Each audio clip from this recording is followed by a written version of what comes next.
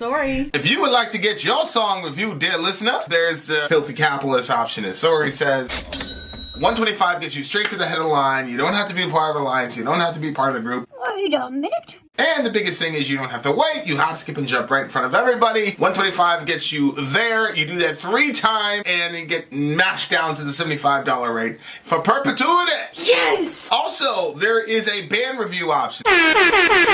So if you've got a band and you're trying to get your band some exposure, hit me up at insori@gmail.com and I'll show you the details about how to pull that off. You can also jump on Patreon and there is a option on the tiers to be able to get your band reviewed. Yep. Obviously, we can't lie to you, so we can't guarantee a positive review.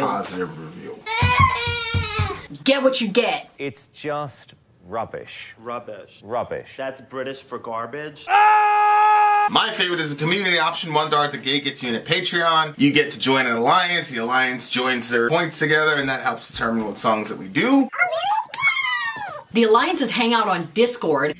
Message me on Patreon to get the link. And they do all kinds of other cool things. They do Minecraft, Dungeons and Dragons. Yeah. It's really a community within the community. Anybody can go in the village, facebook.com/Vin and Sori. There's 160,000+ people on the channel. What's cool about the Discord is that it offers a real opportunity for community connection, friendship, that type of thing. And it's on Discord, so if you're not a Facebook person, it's for you. You start off at $1. Right. Plus you get exclusives. Sori and I are working on a song. So the first 15 seconds of that was on Patreon. Also, at $15 tier and above, when we actually debut the video, they're going to be there live with us. There you are, dear listener. Buy our merch. Buy our merch indeed, a child shall lead them. To buy our merch. Yes, dear listener, yes, dear listener, yes, dear listener. You're actually in a time warp, dear listener, because we had originally done this stream before, and then we got sucked into some sort of vortex, and here we are vortex again. of time, of space and doom. Yes. So here we are. All right, now Soraya is gonna take it right away because we've got some work for y'all tonight. Let's go. Song number 1 is Testament. This is for the big homie Mojo. The Ballad is the name of the song. The song comment is, the ballad is from Testament's 3rd album, Practice What You Preach, released in August of 1989. This was the band's first attempt at writing ballad, and only the first half of the song can truly be considered a ballad. I can't prove this, but I suspect this song exists on the record solely because their label was putting pressure on them to include a ballad on the record due to the success of Metallica's One the year before. One reason I believe this to be true is Testament was coming up in the San Francisco Bay Area at the time Metallica was starting to break out. Several years before, when Metallica recorded Fade to Black, they received a lot of blowback from some fans.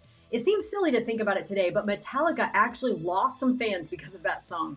Testament had a front row seat to the shitstorm that song stirred up, and they had to have been weighing on them when they decided to put this song on the record. Another reason I believe this is they couldn't even be bothered to give the song a name. It almost seemed like a subtle fuck you to the record label. Here's your stinking ballad. All right. I remember feeling the exact same way that I feel right now, like, yo, I really got to hear this song. And that is a crazy thing, like the idea that Metallica actually lost fans for... Yeah, Fade to Black? Yeah, to me, one of the top 5 songs of all time in all metal ever. But, you know. Okay, guys, here's song number 1.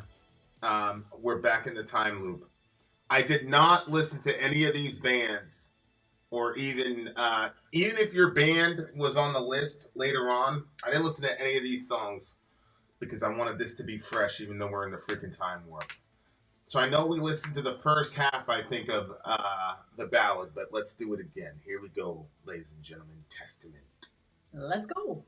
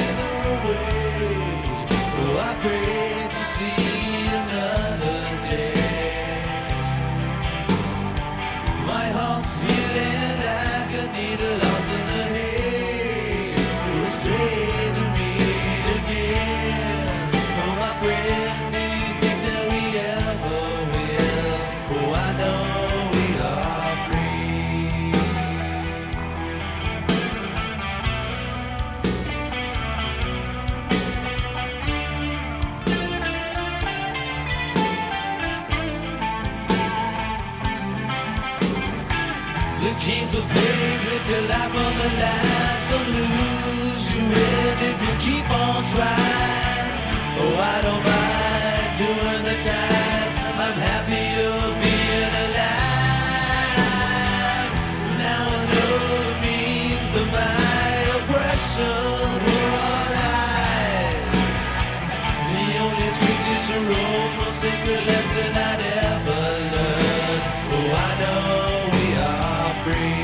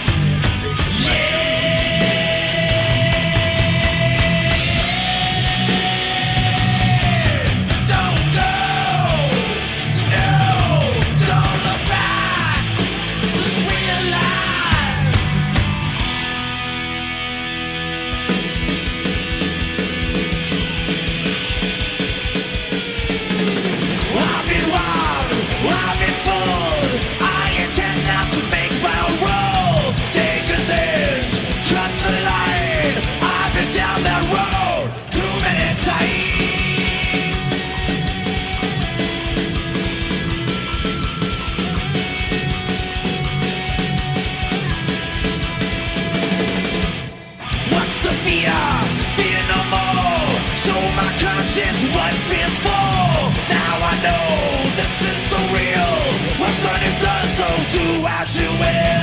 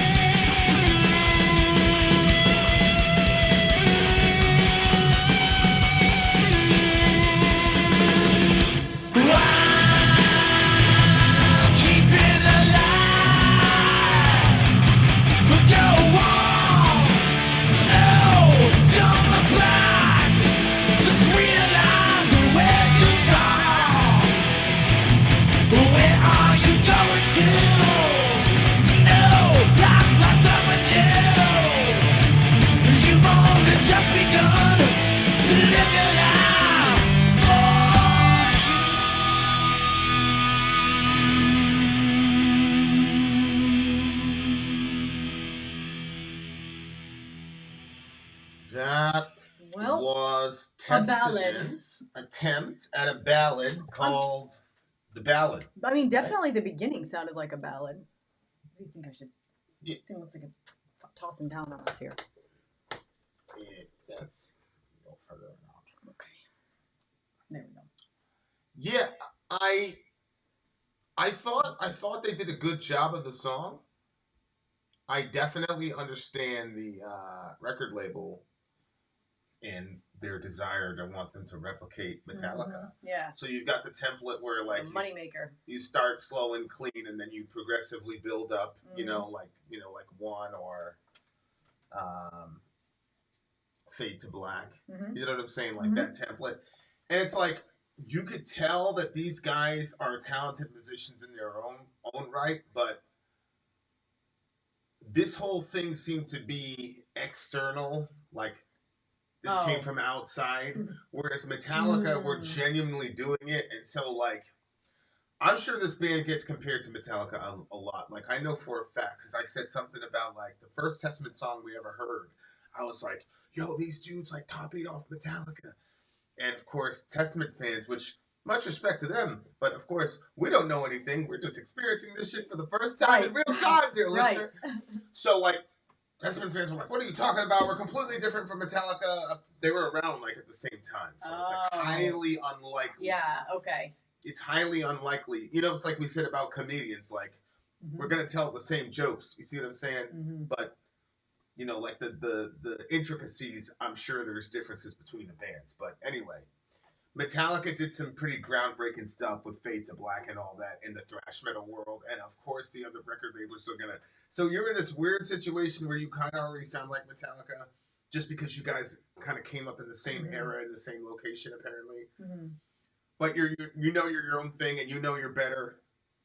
You know, for all the Well, I will say that their lead guitarist seems to have a little bit more range than Kurt. A little bit more range, but how can I know it's only one song? See what I'm saying? Yeah, but it makes you wonder, like, if you're the band, let's say you're Testament, and the record label wants you to kind of like mini bite off Metallica. When, let's say your song makes it big, do you feel like happy and accomplished, or do you feel like you're riding on somebody else's coattails and you weren't able to really get your stuff out there? Well, if I was them, I would be annoyed because I'd be like, we could have got here without this nonsense. Like, this was like a cheap thing, and now we're like always going to be connected to them. Yeah, you know what I'm saying? Yeah. Like, I'm sure as a band, and now I look at it, now I realize why the fans were so... At the time, I don't know why. At the time, I thought it was the fans were mega defensive because I've never seen a group of people. Because there's been a bunch of times like, oh, that's a Tool influence and things like that. But vocally, this song right here, the thing that got me was that the person, in my opinion, that has the best cadence or voice for the verse, not the chorus, the verse, is dude from Alice in Chains, Lane Staley. Oh, yeah. Yeah. Every time, obviously his choruses are like out of this world. But even during the verses, just because of the way that he does his voice, how signature, like it's like this, unfortunately, ghostly type of voice, you know, and the way they do the echo effect, whatever, it's just beautiful. But I've never listened to an Alice in Chains song and been like, yeah, I'm like hanging out in the verse to get to the chorus. You know what I'm saying? Like, especially like the more... You haven't done that, you're saying? No, not with Alice in Chains. Oh, like, I thought you said that was his like go-tos.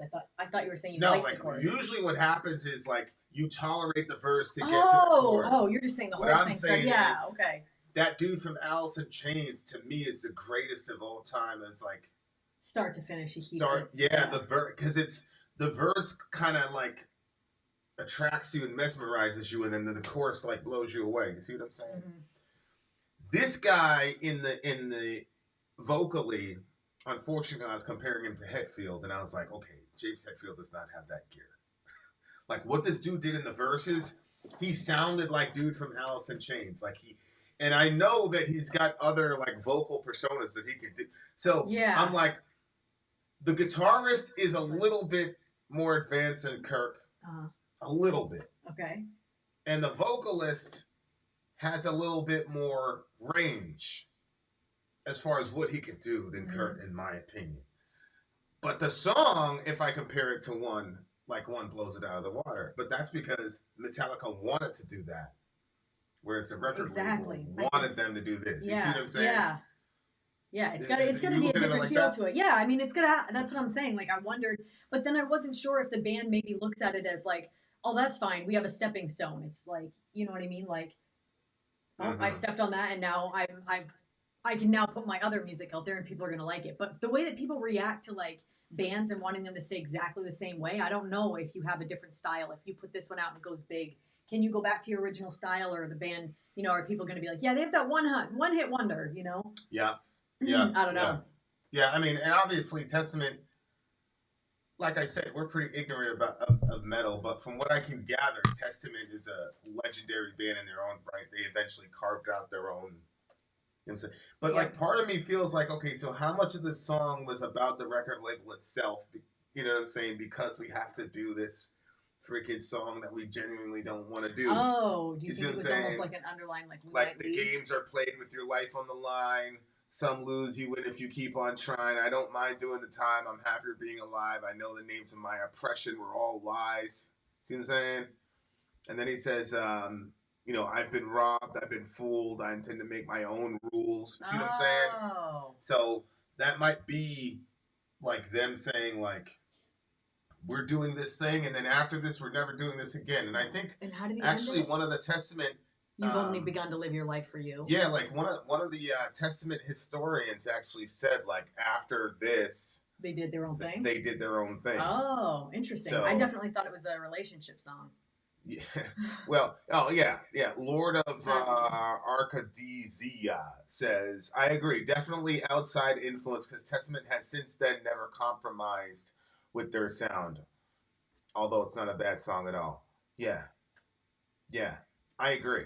So what did you think about the ballad part at the beginning? Like, I know you're saying it didn't feel like completely natural or like completely coming from them, but it was pretty, right? No, I think the wheels fell off toward the bottom third of the, that's where it just completely it was like, it started off good. It's like, oh, I know this neighborhood, you know what I'm saying? And then it was like, and then you started to see bars around windows and shit. Like, I'm in a different Getting to a neighborhood. different part of town. I'm in a different fucking neighborhood here, boy. And then Yeah. there's just a lot of blue lights after. The song just like descended.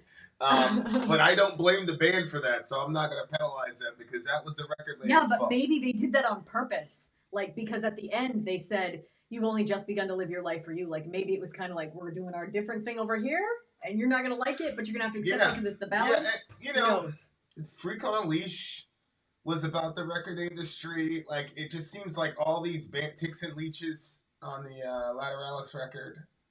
You know what I'm saying? Like, it seems like when you cross that line into legendary status, it almost seems like they all have to face that sort of enemy in the mirror. It's kind of like a Jungian, like embracing your shadow, like we had to do this to get here type of thing. But now that we're here and we have the power, we can say, fuck you for making us do it. You know what I'm saying? Yeah. It's a very, very, very interesting way of fighting back. And it's very interesting to me how often that happens and how little that happens in rap. Which it's interesting because those like recording disputes and shit spill out into the streets. People get shot over it. People fight over it on the radio. They'll call in when each other is there. They'll show up with guns, but they won't like talk about it on like the, you know what I'm saying? Wow. Whereas in metal, they talk about it. They just ventilate that frustration in the song. But it'd be ridiculous to imagine Maynard going up to a record label with a bunch of guns. That's what I'm saying. We're under a curse. Don't make no sense. Anyway, I really, really like this song. You know, it's tied to Metallica.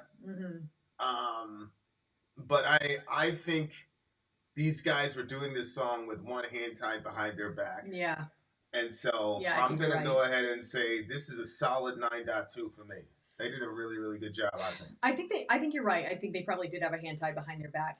I liked the beginning. I even liked the transition to like that sort of like, it's getting serious now. And then there was some thrash kind of sound in there.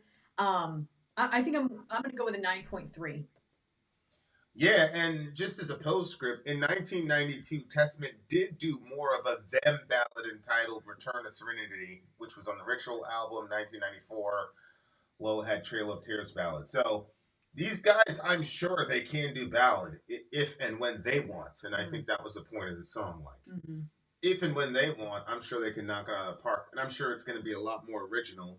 You know what I'm saying? I'm sure there'll be overlap, but I'm sure it'll be a Testament version of whatever a ballad is. Which, you know, hopefully, I'm going to put that in my parking lot, and hopefully somebody will. I know. Request that one. Ask We for can that hear song. Because we don't hear it unless you guys call for it. All right. 9.2 for me. What did you give it? I give it a 9.3. All right. Song number 2 on the way, dear listener. Vin out. Sorry out. Go. Hey, Middle, so did we get the order figured out? He said that his song and Revo's song flipped. I think that's what he said. So when we open it, like, Okay, open so that Judas Priest one. is next. Well, I don't know. Let's open it and see if that's Middle's song. Yep, Right it down says here. Middle Earth. No, down here. This one's Revo. Okay, so don't do Revo yet. So skip that one and go to the Okay. next song. See if that one's from Middle. What, the Dreadnots? Yeah. Oh, God. You know what? Let's just do this email. It's going to be faster. Oh, okay. So we got Mojo, the Merciful Town Revo. SGS. Misery Biz. Controller of Minds. Brooke in the house, what you want? Matt S. This one doesn't have a name of who set this one up. Song number 9. So that one must be Middle's. So the last one. Wait, Middle. Which is song it? was yours? He says he is last. Yeah, that's Okay. what I just figured out. Okay, so we're switching so Middle and Revo. Middle, tell me the song that's next in the order right now, what we should be doing right now. Just to make sure.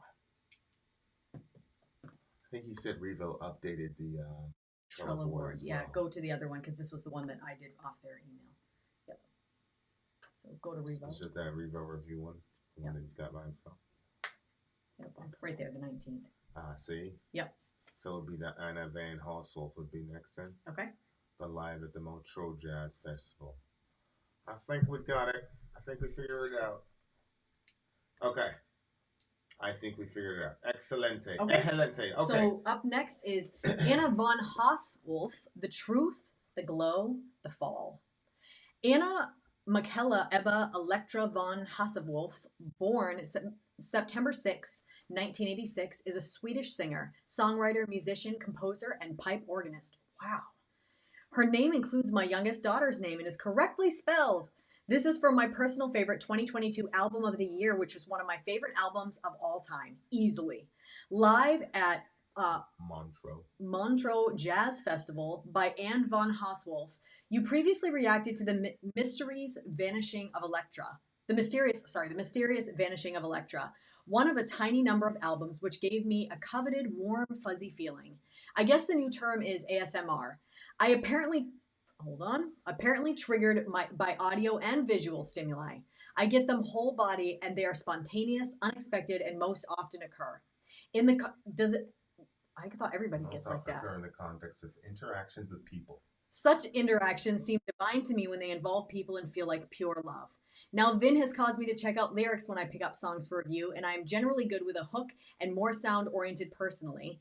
But Vin goes deep into the lyrics. Lyrics are or can be critical. This one really struck me as I had never read the lyrics. It was as if it was written for me literally, by name, and by life experiences. Very emotional and evocative, and some entanglements over my life. It has 3 parts, and this live recording starts with part 2. The studio version includes all 3 parts, and it all makes sense, starting with part 1. Holy Smagoli. Now I really want to hear this freaking song. Yeah. Bro. All right. Let's check it out. So this is Anna Right there, that one. von Hausswolff. The Truth, The Glow. What was the order?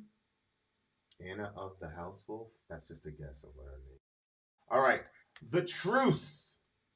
Al-Haq. Let's do it.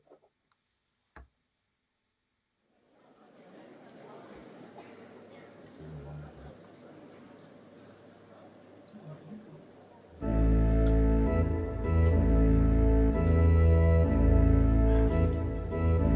She's playing this.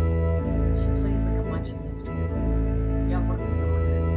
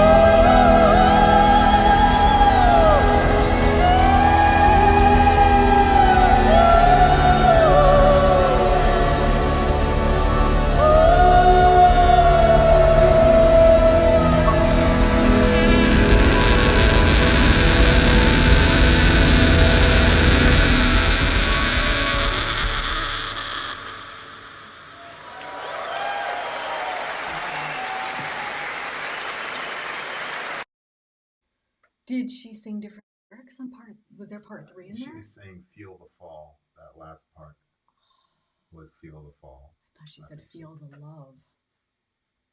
Wow. Nope.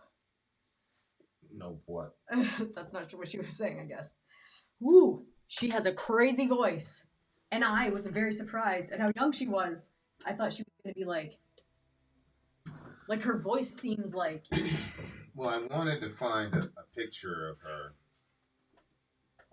And I found an offstage picture of her. And I was talking yesterday about like how crazy it is to stand in line with another human being because they're an image bearer of God in a way we'll never understand. And I thought to myself, like, yo, like, Shorty is stood in a Walmart, like, and a dude behind her had no idea who she was. Yeah. No idea. Yeah. That, like, it's so crazy to me because Middle's like, oh, you know, like, Vin gets really analytical with the lyrics. I've dug deeper into the lyrics when I usually am, like, going by how I feel with the... And this song, like, had the complete opposite effect on me. Like, especially, like, it was crazy because, like, this part of the lyrics had been done. And so I'm like, oh, the song's over. And, you know, there was still a little bit of, like, you know, movement kind of there, background chatter, yeah. freestyle. And I kind of glanced at the clock and I saw that it was only halfway to the point of the song. So at that point, I said, oh, okay, so you know what it reminded me of? You know, Yomsi? Oh, yeah. You know, the guy with the falsetto voice or whatever? Like that kind of mood music. Yeah. Like just like those two understand like noise. Yes. You know what I'm saying? Like yes. I don't want to get woo. Well, you know, it feels like the sound expands and it brings you into a place that is much broader than the world that you're living in. 100%. There's. I always try to say like, I never go into like the vivid details of specific, you know, childhood situations. Like I'll say like, oh, I didn't have fun as a kid, or this kind of event happened. But one of the things that's weird about my childhood is like, all the nostalgia is like stuffed into this like one area of my mind, and it's only a few. It's the weirdest thing. It's only certain patterns of colors and certain patterns of sounds unlock that little. But smells don't. Play smells don't. Interesting. Just certain colors and certain patterns, and something having to do with that kind of sound unlocks that place, and it's crazy because it's like my mind really just, you know, like how a chipmunk buries a you know, it's like one of those kinds of things. Yeah, but seeing those colors and then hearing that those sounds like did it unlock hits that access point. Happy or sad? It's like pure happiness, pure joy. The sad part about it is I know that it's like you're not going to stay there. You know what I'm saying? That's the entire point of nostalgia. That's the sour part of nostalgia, is that, you know, like you're experiencing it like by proxy almost. You see what I'm saying? But yeah, like that sound, I don't know how to explain it. The way she was saying it, it doesn't really matter to me what the words were. Like feel the fall, feel the love, whatever. Like, I don't even care what those words are, like, for her or for anybody else, because I know what I'm doing with it. You know what I'm saying? Like, it was really like a transcendent, transportive type of thing. And a lot of times when people try to do that, it ends up sounding really corny. Right? Like, because, like, if I don't know if those things are, like, you know, that's kind of like a Ben Webb thing where he talks about sounds that want to be heard. Like, he applies, like, some sort of, like, consciousness to sounds, which I think is a really very challenging idea that I don't think can be easily dismissed. But it just seems to me very obvious when somebody sets out to create an atmosphere versus an artist just being caught up in the atmosphere and then just catching whatever they're experiencing and then in a bottle, and the remnants are what we hear in a song. Like, there's a big difference between a person saying, I've got to create an atmospheric song versus somebody being caught up in something privately and then, and you know what I'm saying? And this was that. Like, it was like whatever she was bringing into that mid part to the end of the song, whatever she was experiencing before us, obviously. It wasn't some premeditated, you know what I'm saying? And I think that's a very, very, very difficult thing to do. Very, very difficult thing to do. I mean, I know for me, I went into like, I heard my heart start praying, and then I went into this big wide area, and there was so much light. And it was like, you know, like that coolness that, like, not air conditioning coolness, but there's like a coolness that comes when you're outside and you're in the heat, and then all of a sudden, like, this coolness comes. It was like that. I don't know. It's very interesting. Yeah. Yeah, and so it's. But it started out sad, you know, my sweet John, dear sweet John, you know. Yeah, that's where you hear the Dear John letter, right? Yeah. When the right? Like, Oh. It's like a breakup type of song. And then it also says the fall, you know, which has some Adam and Eve connotations. Yeah. Which that's always such an interesting story, Adam and Eve. How so in this context? The universe wants to be experienced. I'll give you that, AT. That's deep. That's very deep. But yeah, when it says, will we fall, where we fall? You were saying Adam and Eve. And then toward the last refrain she's saying at the very end is feel the fall. And so it's like, well, if you made this decision and you're going to fall and you know you're going to fall, then you might as well get all the juice out of the orange, is the way I took it when she said feel the fall. Just feel everything up to that point. Don't say, well, because we're about to be street pizza, we're not going to feel anything.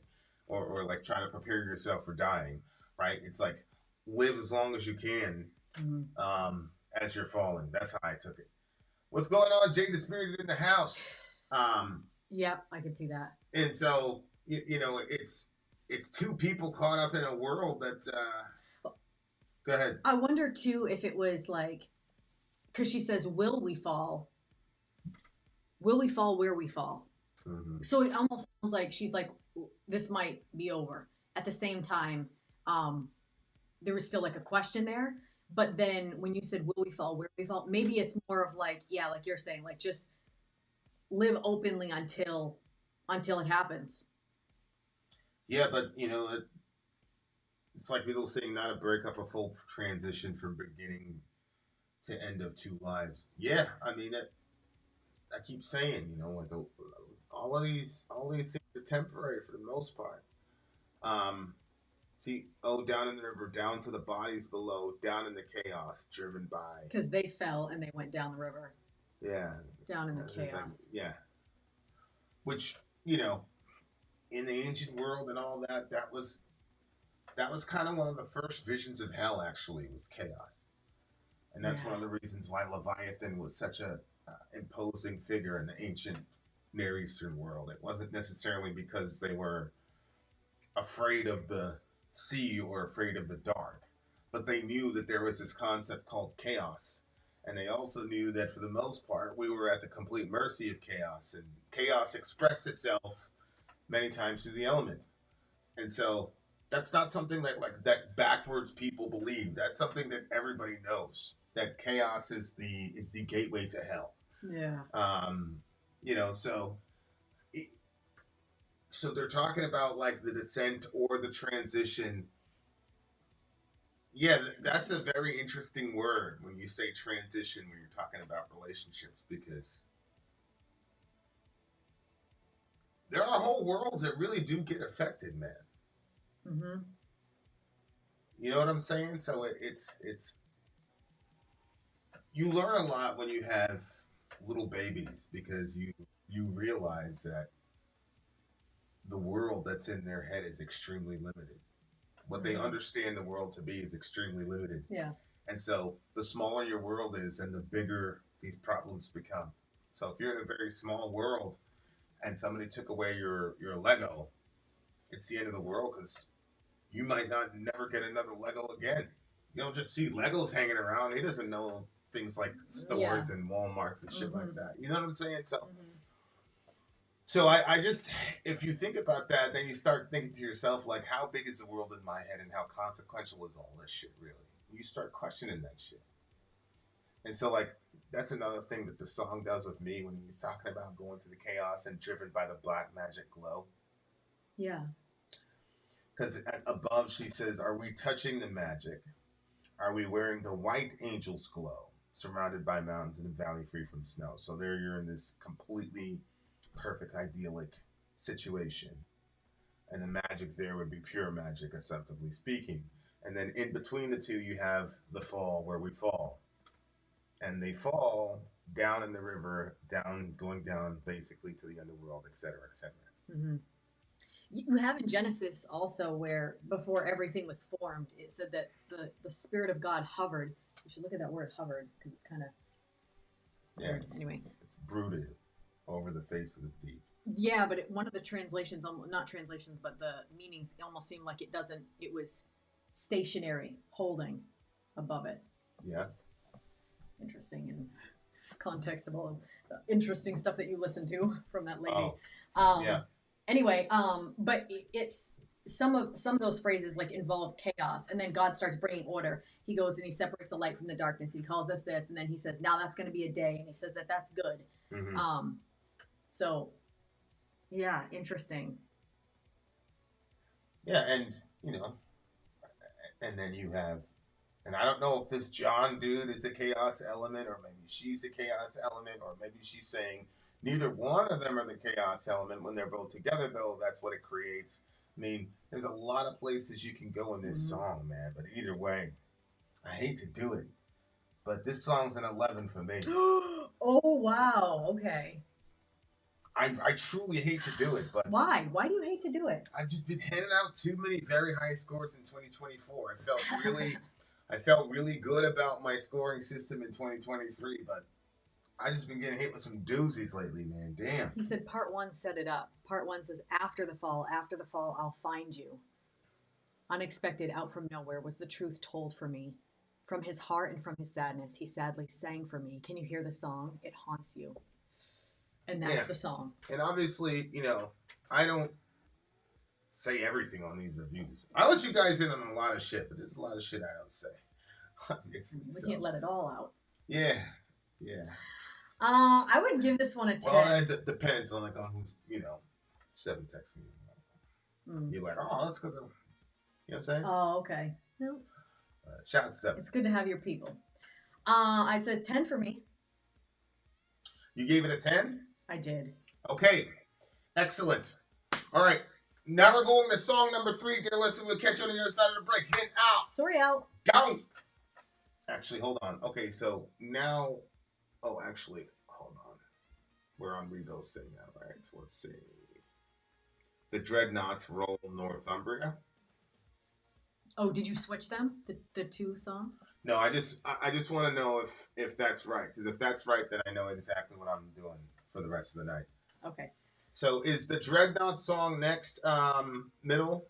Is that the correct next sequence? We are in the midst of a mega stream, dear listener. Yes. A massive mega stream. Don't touch that dial. Okay, yes, I got it right. Yes. Perfect. Good. I'm glad you know what's up. Because I was a little mixed up there. Yes, 11 translates to spiritual, correct. That's true. Shoot, that's right. I should have given it. It's an 11. And that boy. It's an 11 because that's exactly what I do as well. All right. Probably the sharpest freaking person that you know. That kid. AT. Yeah. And nothing good about that boy. All right, guys. Here we go. Song. No, this is not right. We just did this one. Yeah. I thought you said you were sure. You knew. I am sure. Testament to Baron and on the Dreadnots. All right. Here we go. Roll Northumbria. I saw the Dreadnought. Oh, this is the song comments from the River. Big River themselves. Let's do it. I saw the Dreadnoughts live this last Saturday at the Music Box and got even to speak with Nicholas Smythe, the lead singer and main writer of the band. You've listened to one track by the Dreadnots off of one of their earlier records. Now let's have you listen to one off of their best original compositions. Roll Northumbria was originally written from the album in the North as a shanty style song. This version is a bit more punk with added guitar. It tells the stories of the tiny little ship and the other ships built by Britain during the Suez Crisis. You know, Suez Canal and all that shit. It's one of the band's best songs in my view. Well, I'll be the judge of that. We'll be the judge of that. Like literally. That's what we do. All right, guys. Dreadnots, Northumbria. Where'd you go? There it is, right there. Right. Northumbria. Yeah, the loud version. It says. Yes, we'll take the loud version. It is metal, of course.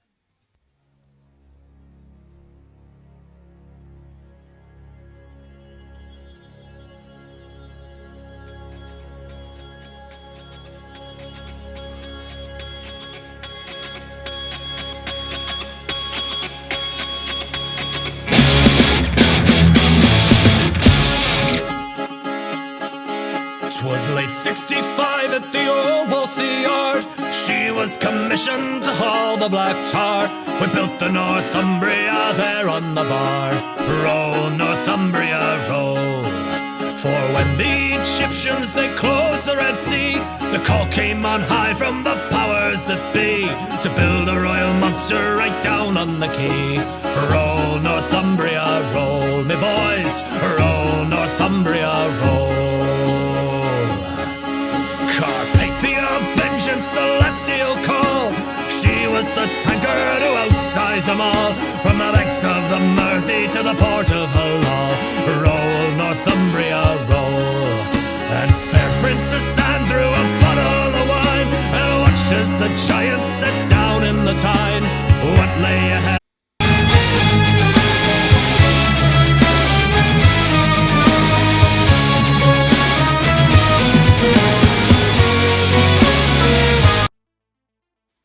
Guys, we got clicked off and we got clicked back on. So we're going to listen to the song back to the beginning, okay?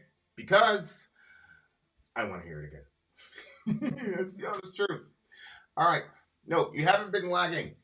The demons tried to destroy us with the internet stuff, but they could not prevail against us. So type 22 as soon as you can hear the follow-up to this. As soon as you can hear us talking in real time, type 22. Middle says, yeah. What does he say yeah about? I think that we're good. And Riv said reloaded and it's working now. I haven't heard the 22 yet. There's the 22s. Oh, okay. Very good. Okay. So we're going to listen to the song right back to the beginning, dear listener. We're going to go right back to the beginning with this song. Don't worry about being late. And Hal says 11 plus 11. Hell, it's a great hell. Hell has returned, dear listener. Good. So now if people really start talking reckless, I really don't have to man the keyboard as much anymore. Boom, boom, boom, boom. It's over with. In Fortnite. We've also played Fortnite. All right, let's go. Down the chump in the house. 22 instruments. We're good. All right, here we go, guys. Here we go. Shout out to all the Dallas fans. Hey, AT, aren't you a Dallas fan? All right, guys, here we go. Let's do it. River, I hope you're in the house.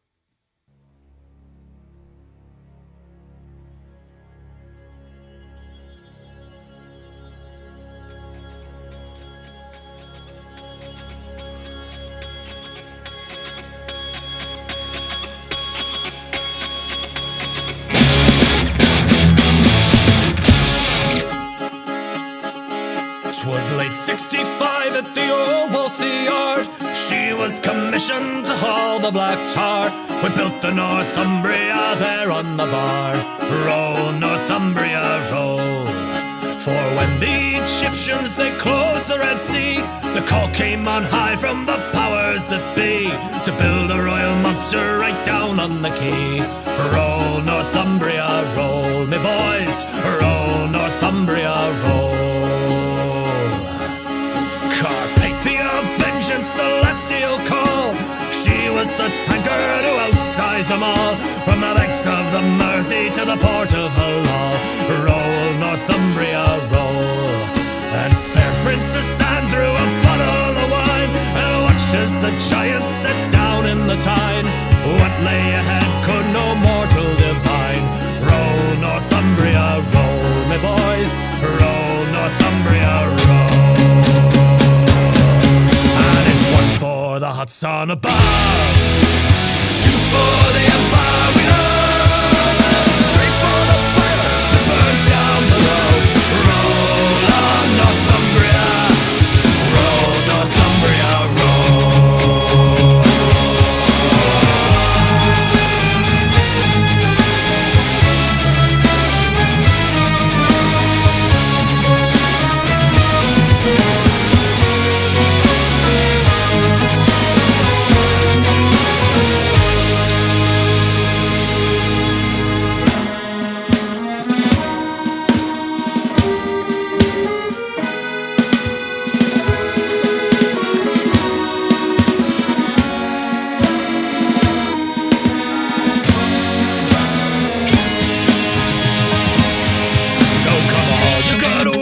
Beware the command that comes down on high from the desk of a man who's never held steel or torch in his hands. Roll, Northumbria, roll.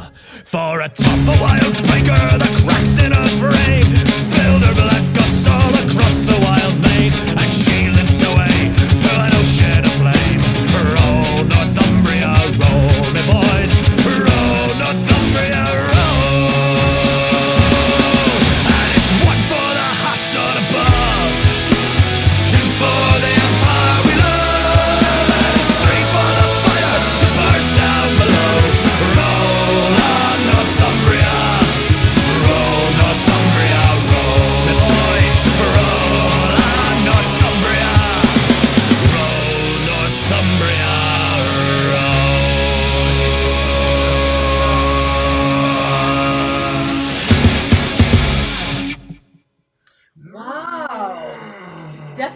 Piratey sounding song, right?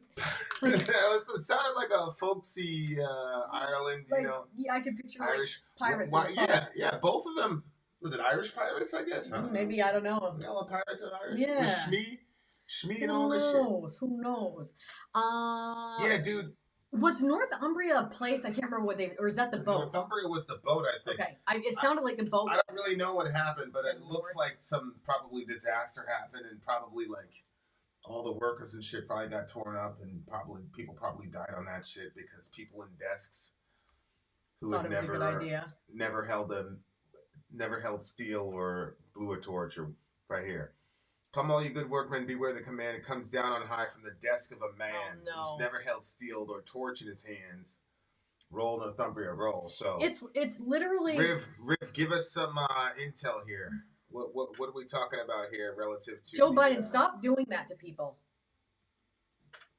Yo, that's crazy to me that we have to manage our chat with behavior from our fucking president, dude. No, I know. It's crazy. It's ridiculous. Like either way, it doesn't matter which one of them it is. It's like it's ridiculous. Like at the ground level. Yeah, exactly. At the ground level, our mods have to hold the behaviors of the president in contempt in a fucking random chat. It's just incredible. Ridiculous. And he's staying true to the nature of come on, man. Yeah. It's incredible.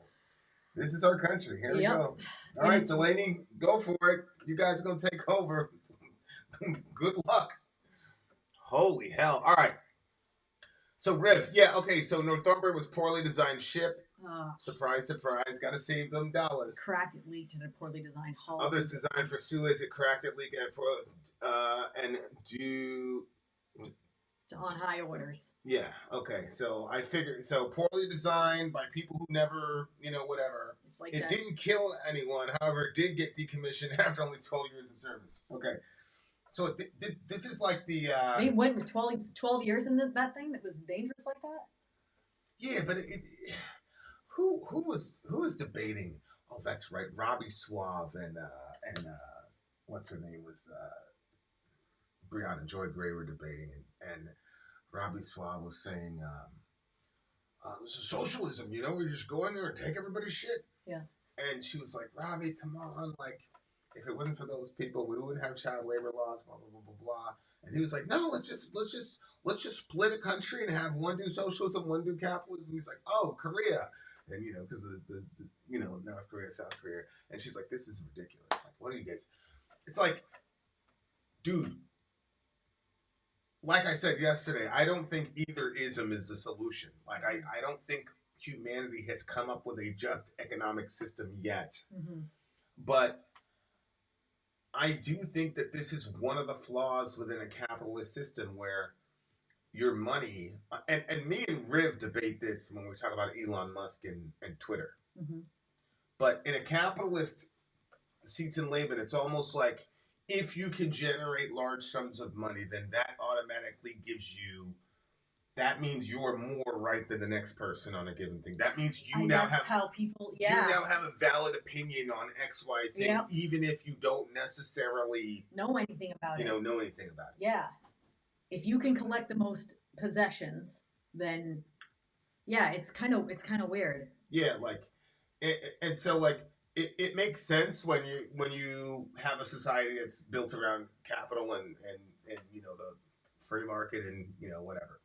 And I'm not commenting on the morality or immorality of capitalism, because I believe that there could be, you know, good, just ways to do capitalism and good, just ways to do communism. Mm-hmm. Sometimes I'm just saying, like, when you're socially conditioned to think that the guy or the woman with the most money in the room has the highest level of expertise, and that may not necessarily be the case. Mm-hmm. Newsflash: you could be the fucking CEO of a train company or whatnot, and still make boneheaded decisions. As a matter of fact, there was one quote that stuck with me that I'll never forget, and it was Obama, and it was the first interview he did after Trump got elected.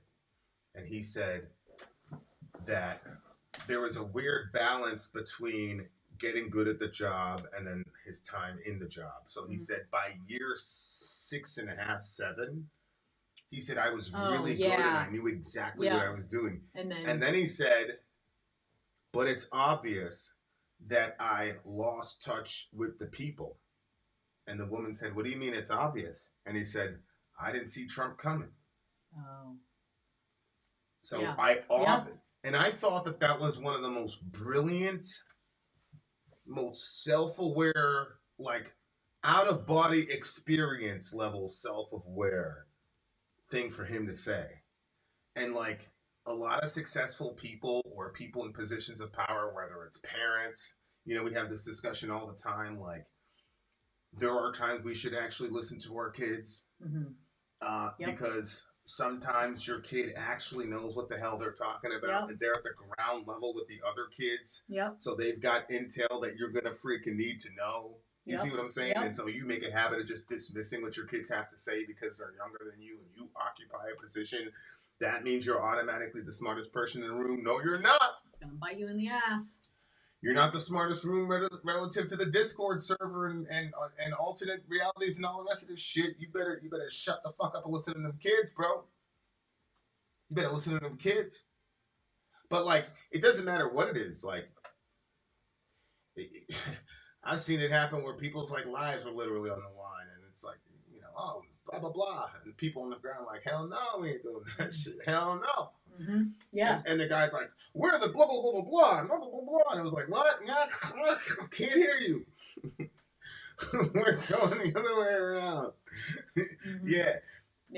And you know, me, I'm just sitting there going, ah! You know what I'm saying? Because I'm not no gangster like that. You know what I'm saying? So I'm like, what? It's like, hell no, we ain't doing that shit. We're going over here, blah, blah, blah. I'm like, yeah, whatever. So was it better? I'm here. Like, I would not be here. Oh, you were sure it would have. Oh, wow, that's crazy. And I said, so wait a second. If it wasn't y'all, we'd have had to do that? He was like, yeah, it wasn't for us, you'd have to do that. I'm like, man. But my point is, it's like, that's the same story over and over again. Like, you have the position, you have the capital, you have the title. That means you're the expert, and then screw the people beneath you, and now you end up looking silly because now you're super incompetent. Praise God, nobody died, but you end up looking really dumb, and you probably dumped and wasted a bunch of money, man. Like, thank God though, we finally find an object lesson where people ended up getting bodied or whatever. Praise God. That kind of stuff happens everywhere. Like, even any job that you work, they're always expecting you to do things that don't make any sense if you follow all the protocols and the policies. I mean, every place I ever worked at was like that. It was like, but yeah, that doesn't even make sense, and it's not even possible. There are a lot of things that they expect to get done in the amount of time that they expect to get it done. Like, when I work fast, I'm a friggin' fast worker, and I couldn't keep up with all the stuff that they wanted in the amount of time they wanted it done in. So it was hard too. Like, when the lyrics, when they say 1 for the hot sun above and 2 for the empire we love, or something like that, and I'm just like, yo, how could you be comfortable knowing that you're sending out your own people to go work out in the sun like slaves, bro? Like, because I'm sure these guys were not getting decent wages. You feel me? Yeah. And like, this is for the crown or whatever. And like, as an American, obviously you have a bias against that stuff. But like, even as a king or a queen, you could still be like super benevolent and say, hey, you're gonna get this kind of up stipend or whatever. You're working under the sun. Like, we're gonna honor and respect that. But it's like, it's crazy. Like, the psychology that gets used for people at the top, whatever you want to call them, the bourgeoisie, the royal family, whatever, the people at the top, the psychology they use to get the people beneath them to work for them vigorously while they're giving them nothing is incredible. Yeah. It's really incredible. And it's really, you see it in basketball. You see it in basketball. Really? Oh, yeah. Like, so for example, LeBron James decided that he was going to leave and go play with Dwayne Wade. He's a free agent. He was going to opt out. He got crucified for it. He got, blah, blah, blah. Jordan would have never done that, yada, yada, yada, yada. And I thought to myself, a year before that, 2 years before that, actually, the owners of the Celtics and the Timberwolves did this major trade so that the Celtics ended up with a big three. So I said, wait a second. When the white owners shuffle the black players around and create a super team, those owners are geniuses. But when the black players, who are the workers, decide they're going to create their own super team, oh no, that's terrible. It's horrible for the NBA and the NFL and all the rest of this shit. It's the same thing now in college. Now these guys can charge for their name, image, and likeness being used to generate these millions of dollars. Yeah. Good. Now you get all these people saying, oh, this is going to be the end of college football. It's going to be the end of college sports. Because you know who's making most of that money at the collegiate level. Wow. Them colleges, those college systems have been making billions of dollars on the backs, literally,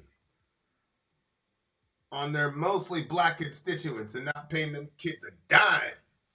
Now all of a sudden we're getting name, image, and likeness. Now all of a sudden there's going to be the death of college football. Man, you stop it. Anyway, I really, really like this song. Okay, what do you give it? A 9.4. I enjoyed the hell out of this song, actually. This one I genuinely enjoyed it. 6.8 for me. You didn't? I thought you liked the swashbuckling, like, well, we're gonna stick it to the bourgeoisie. I mean, yeah, I do. Maybe like I wasn't in the mood for the like shanty sound. But I mean, yeah, the song was good. I'm not really, it's not really a style of music that I like run to or lean to. I think if I was in a pub, like an Irish pub, that would be different. If you're with a crew, your friends, and there's an Irish, you know what I mean? True. Everybody's got their drinks out, then I think that the song makes a whole lot of sense. I'll give you that. So 6.9. I'll leave it at a 6.9. I love doing it. Vin pulls out the race card more often than me. I'm trying to keep up with you, OG. All right, guys, we got another song coming back for you. Oh no, did I lose Revo's page? I think I lost Revo's page. I lied to y'all. I did not lose Revo's page. Is Revo even in this bitch? I thought it was getting switched completely, so then Revo was going at the end, no? Well, he updated it, so I was just wondering if he updated it. The next That's song right, is Mastodon the Sparrow. Mastodon The Sparrow. The Sparrow is the last song on the album The Hunter by Mastodon. This song is very special to me at the moment. I've been feeling depressed lately, so this song came on while listening to a YouTube radio station and it hit me hard. This is SGS. All right, buddy. Sorry you're feeling depressed. Hopefully you can find some happiness out there. Sori is right about what? What I rated the song. Is this right? Middle. The next one is The Sparrow from Mastodon.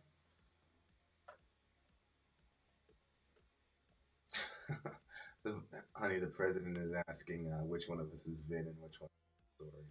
God, you can't be serious. Isn't that Jambi? No, there's no way that's Jambi. You sure? There's no way that's Jambi. Well, I'm sorry. This is Vin. Welcome to the channel, Joe. All right, guys. Gotta stay for this, and my song is getting a 9.5 for me. That whole album is solid. Okay. All right, good. Mastodon song is Sori's Always Right. Hey, man, you have no idea, bro. You have no idea. It's Vin and Sori. All right, guys, here we go. Mastodon, The Sparrow, with the lyrics included. Let's do this shit.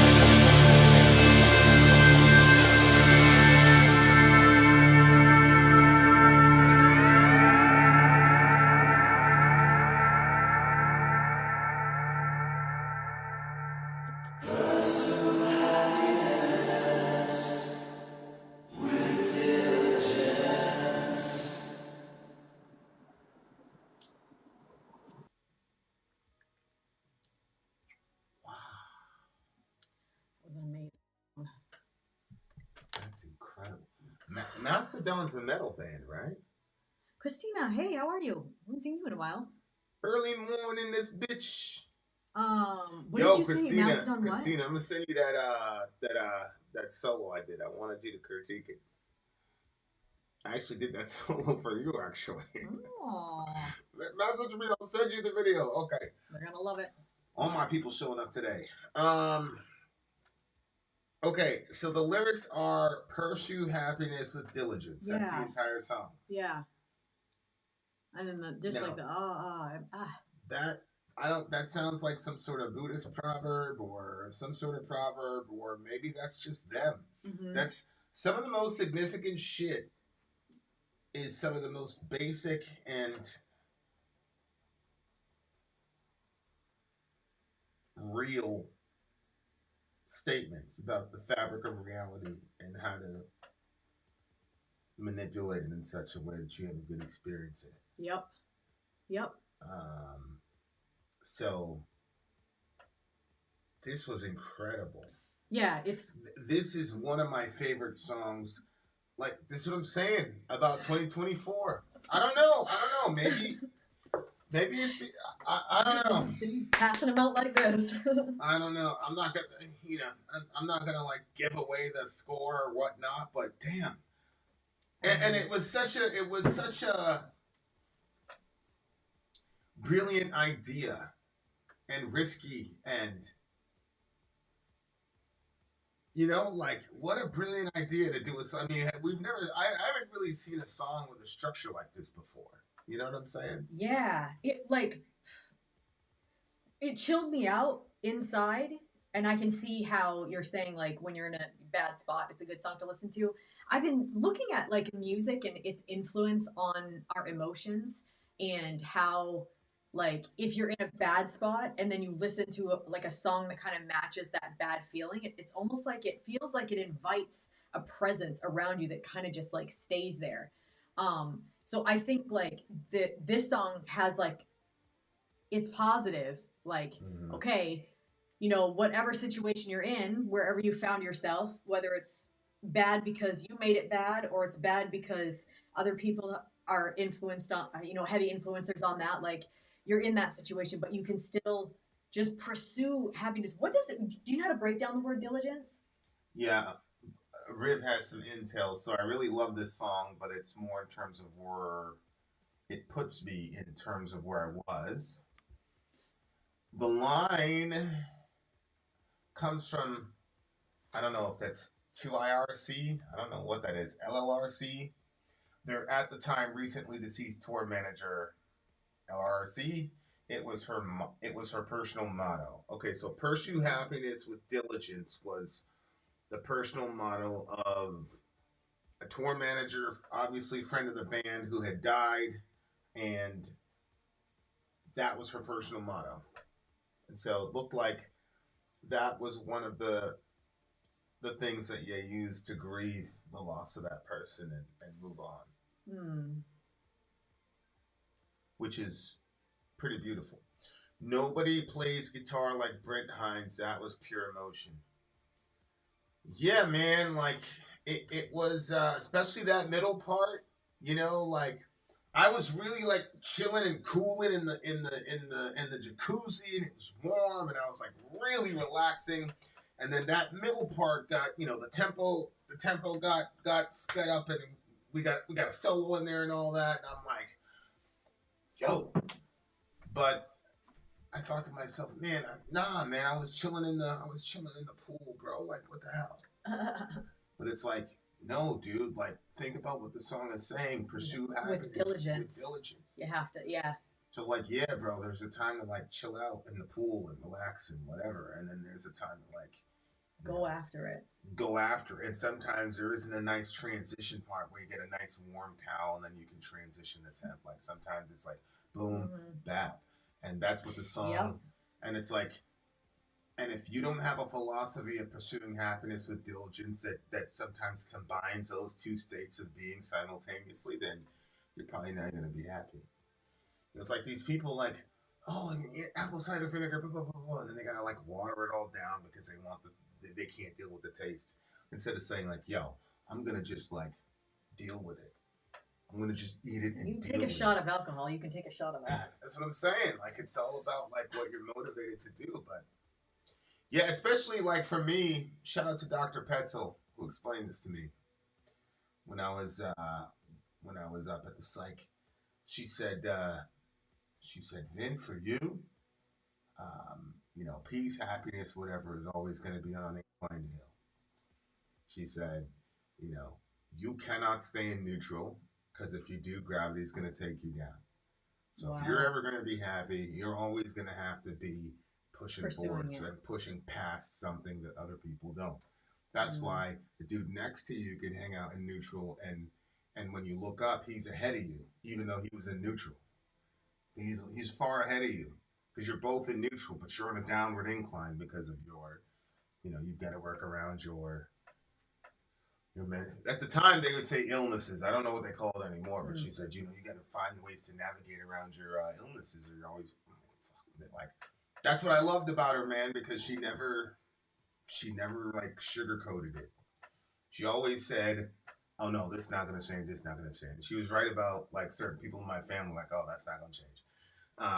But you could work around, and she'd always like, "This is the workaround. This is the workaround," and like it really helped me a lot, and it shaped my mindset. But the reason I like that the song didn't go anywhere lyrically is because sometimes like you don't need extra words. No. Sometimes the really important shit are just, when I was young, I used to hate with a passion. I'm like, why am I getting all these long extended monologues from Moses, but then Jesus? Like, there's more stuff from Moses in the Torah than you get from Jesus in the New Testament. And I'm like, and a lot of the shit Jesus said was just like one-liners. I'm like, well, random one. Yeah. It wasn't until I got like older that I understood like he had to say all that shit because he was not God in the flesh. He could not pack into one sentence 5 chapters worth of truth. Right. You know what I'm saying? Yeah. And so like,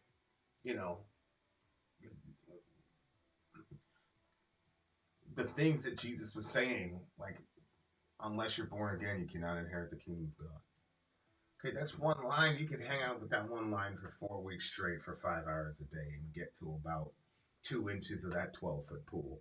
So, like, I understood it, but this was, and I'm obviously not comparing this to the Bible, but like, pursue happiness with diligence is extremely meaningful because one, it means that you have something to do with your own happiness. Yeah.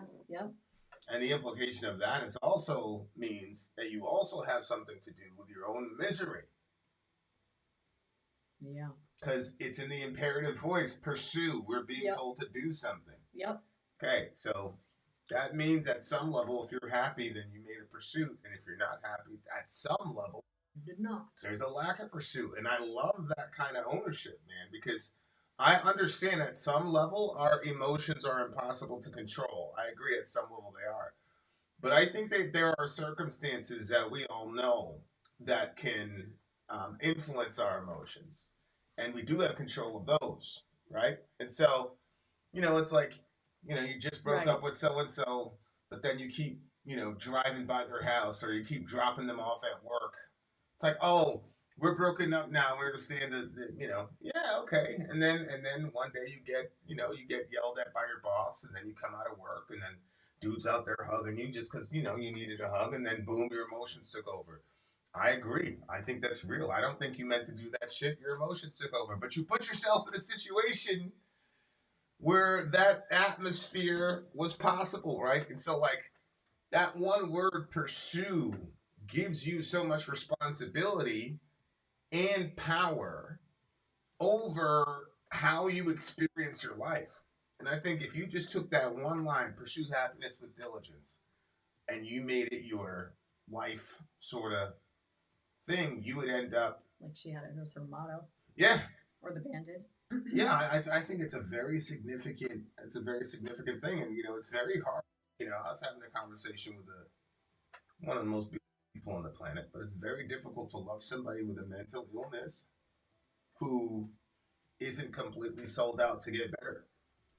because it's extremely difficult to tell that person at some level you're still responsible. Yeah. Now, I was a kid, I was 17, 18, and Petzl was like 45. I was almost over with for her. You know what I'm saying, in my mind. And so there was some sort of mother-child relationship happening, and so I was open to hearing what she had to say. And so she was always like right down the middle with me, but then she'd say, now here's your workaround. So that's how she always presented to me. She looked at my chart, she looked at all the You always speak of her very positively. Yeah, she was always like, look, yeah, this and that, this is where that relationship, no, I don't see that happening at all. And that, and she'd say it's none of your business anyway. And it's like one of my parents, what do you mean? She's like, your business is to stay alive today. And I was like, holy shit, she's right, because I was all tore up and shit. Yeah. But like, in the depths of all of that, one time I cut my arm to shreds, and her first visit with me, like, once she saw she was okay, she said, now what are you going to do the next time to make sure that you don't do this again? And I said, well... Oh, is that when you always ask people what's your plan? Yeah, she said, what are you going to do to make sure you don't do this again? I was like, well, I mean, Doc, I just freaked out. She said, you didn't just freak out. She said, why did you freak out the day before? I was like, I don't know. She's like, why did you freak out the day before that? I don't know. She's like, guys, obviously something happened, and you allowed yourself. I was like, whoa, I'm like, I got this, this is like literally not even 24 hours after. She said, yeah. She said that's, you're wrapped up in all that. Like, the nurses already wrapped you up, so that's taken care of. Like, that's not my job to wrap you up. You're already wrapped. She's basically saying, like, I'm not here to baby you. She said, and then, we finally started talking, and there were decisions that I didn't know it at the time. There were decisions that I made mentally and throughout the day that precipitated in that situation happening. There really were. And so I'm sure an outsider looking in would have been like, oh my God, how could she do? But like, she kept pinning me to the wall, and she knew I wasn't no hoe. Like, she knew I wasn't going to sit there and, like, you know what I'm saying? Like, she knew where I was from. So she just kept poking me in the eye. And finally, and then, at the end, she said, Vin, in your life, there's always two ways to look at this shit. You can look at it as blame, or you can look at it as power. She said, I'm trying to give you power. Because if there's nothing you did at all that precipitated you doing this dumb shit, then it's over for you. Yep. And I respected it. Obviously you respect somebody for doing that, but like, yeah, man, I was a very fortunate person, man. Like, I got put in a bad situation for sure, but I also got timely people who knew. It's very, I haven't ran into a lot of people who really can really crack that code relative to me, but like, yeah, man, like, I had timely people and timely moments with, supernatural where, I wouldn't be here with one of those people. But after that, and it was crazy too, because I went to, DBT's dialectical behavioral therapy. Like, if you're a person in self-harm and things like that, they try to get you to do other things with your hands and your body to create a different sort of Pavlovian response so that you don't end up harming yourself and things like that. And so I went to my DBT classes every day, but none of them were as effective as that one talk with Dr. Petzl. None.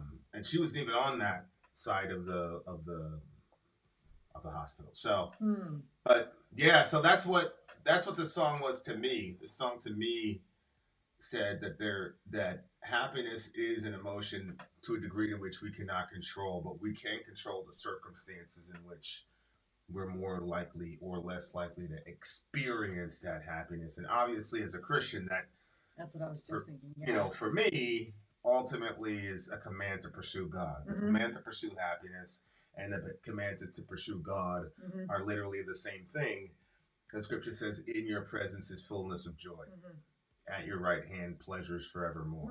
I forgot about that verse. Right? And so, in your presence, which is interesting because that's usually the role of the Holy Spirit to bring the presence of God to us. Yeah. in your presence is fullness of joy, and then at your right hand, who's the right hand? That's Jesus. Are pleasures forevermore. So you don't have the pleasures unless you have the Trinity. You have to have a Trinitarian religion in order to experience that verse. Mm-hmm. So yeah, man, it's a 10. It is for me as well. Yeah. It's a 10. Yep. Grim, I agree with you. Happiness and comfort are different things for sure. I think that our discontentment makes us very unhappy a lot of times when we otherwise wouldn't be. And yeah, Go ahead. That's good. That's good. That's good. A theme of the year this year is gratefulness and walk by faith and not by sight. All right, guys, we're coming back with more music. Shout out to the freaking Imperishable Flames, man. What a freaking... Good job, you guys, putting this thing together, man. Wow. No misses at all right now. I know. Heathen Foray is the name of this group. Laban is next. Seats in Laban is a situation in life. And that is so crazy. I read that as Heather Foray LeBron. LeBron? Yep, I completely freaking misread that entire thing. Oh, see, right there, Laban, life. Yeah. In English, seats in Laban, okay. Yeah, okay. Hold on, okay. Oh, that's how you knew it, for the seats in Laban? Yeah. Hopefully, are you both Oprah? We can't, shout out to Miss Mud in this bitch. We cannot control the world. We can only control how we react to the world. Yes, sir. Yes, sir, Reed Robert. All right, guys, here we go. Heathen Foray, and the name of the song is Laban. Taken from their album Oathbreaker in 2023. This is what Northern Scoundrel or Controller of Minds wants. Oh, I didn't know Northern Scoundrel was Controller of Minds. Mm-hmm. Okay, I know now. This is from me, much thanks to Middle Earth. Okay. Heathen Foray, Laban, which is life in English. Taken from their album Oathbreaker in 2023. Ranked number 5 of 20 on my personal albums of the year list of 2023. Holy shit. This is you, Controller? You had a top 20? I happen to know the vocalist personally. Oh, wow. Seen the band live once in Vienna. And for the song lyrics? I don't. I just think it's cute when people write that. Yeah, I don't think he wants the specific instructions read for them. No. I just wanted to read. And for the song lyrics? I want to get it done exactly. You know what I'm saying? Yep. Exactly what I was saying. 100%. Okay, so let me set this up here. So we're going to watch the official on this side, guys. Okay? I downloaded both of them. And then you guys are going to watch the other one. I'm just getting rid of this commercial. Because as you know, yesterday's stream, we had a blocked song. So we are trying not to repeat that tonight. Yeah. Which I was good with that block song, by the way. It was the one that we did it. Yeah, we made the decision. It was a once in a lifetime type situation with that band, bro. So you kind of, it was cheap if you didn't see him live, right? Follow the structure in order to avoid the block. Yeah. We'll avoid the block. Hold on, let me just read the rest of this here, and we'll be able to just to put the unofficial up. Here's the non-official one, right there, the one that says Oathbreaker. The translation from my second foreign tongue to my first foreign tongue, and the translation edited and improved from an already translated text. Okay, so we're getting the translation of translations here, dear listener. The most accurate. This is the most accurate translation. You can trust it, believe me. And if you know Controller of Minds, you will know that if he says he's on that, he's on that. On it. He's on it. Hold on. You should shrink it down, babe. It's a little crazy. What did I end up doing there? Yeah. There it is. There it is. All right. Talk to the people while I do this. Okay. I'm gonna have to so you had 20 albums that are like top 20 for the year? Like, that sounds like you're a freaking radio station. That's a lot of albums. Sometimes and then this is in the top 5? They've got like, what do you call it? What? All right, guys, here we go. Haribo! Shout out to Dallas. Here we go. Oathbreaker. Yeah, I see it right there. Okay. Let's do it.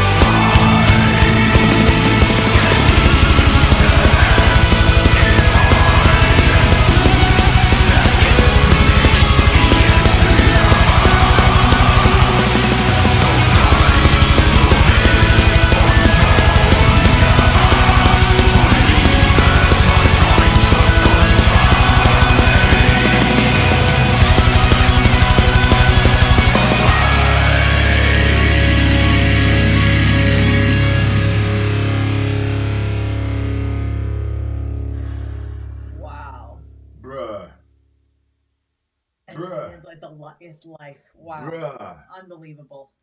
Bruh.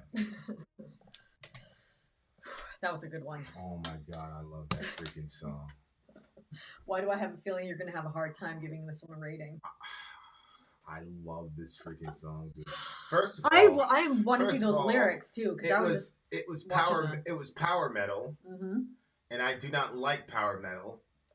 But it caught me by surprise, which I'm pretty, because nobody told me it was power metal. You see what I'm saying?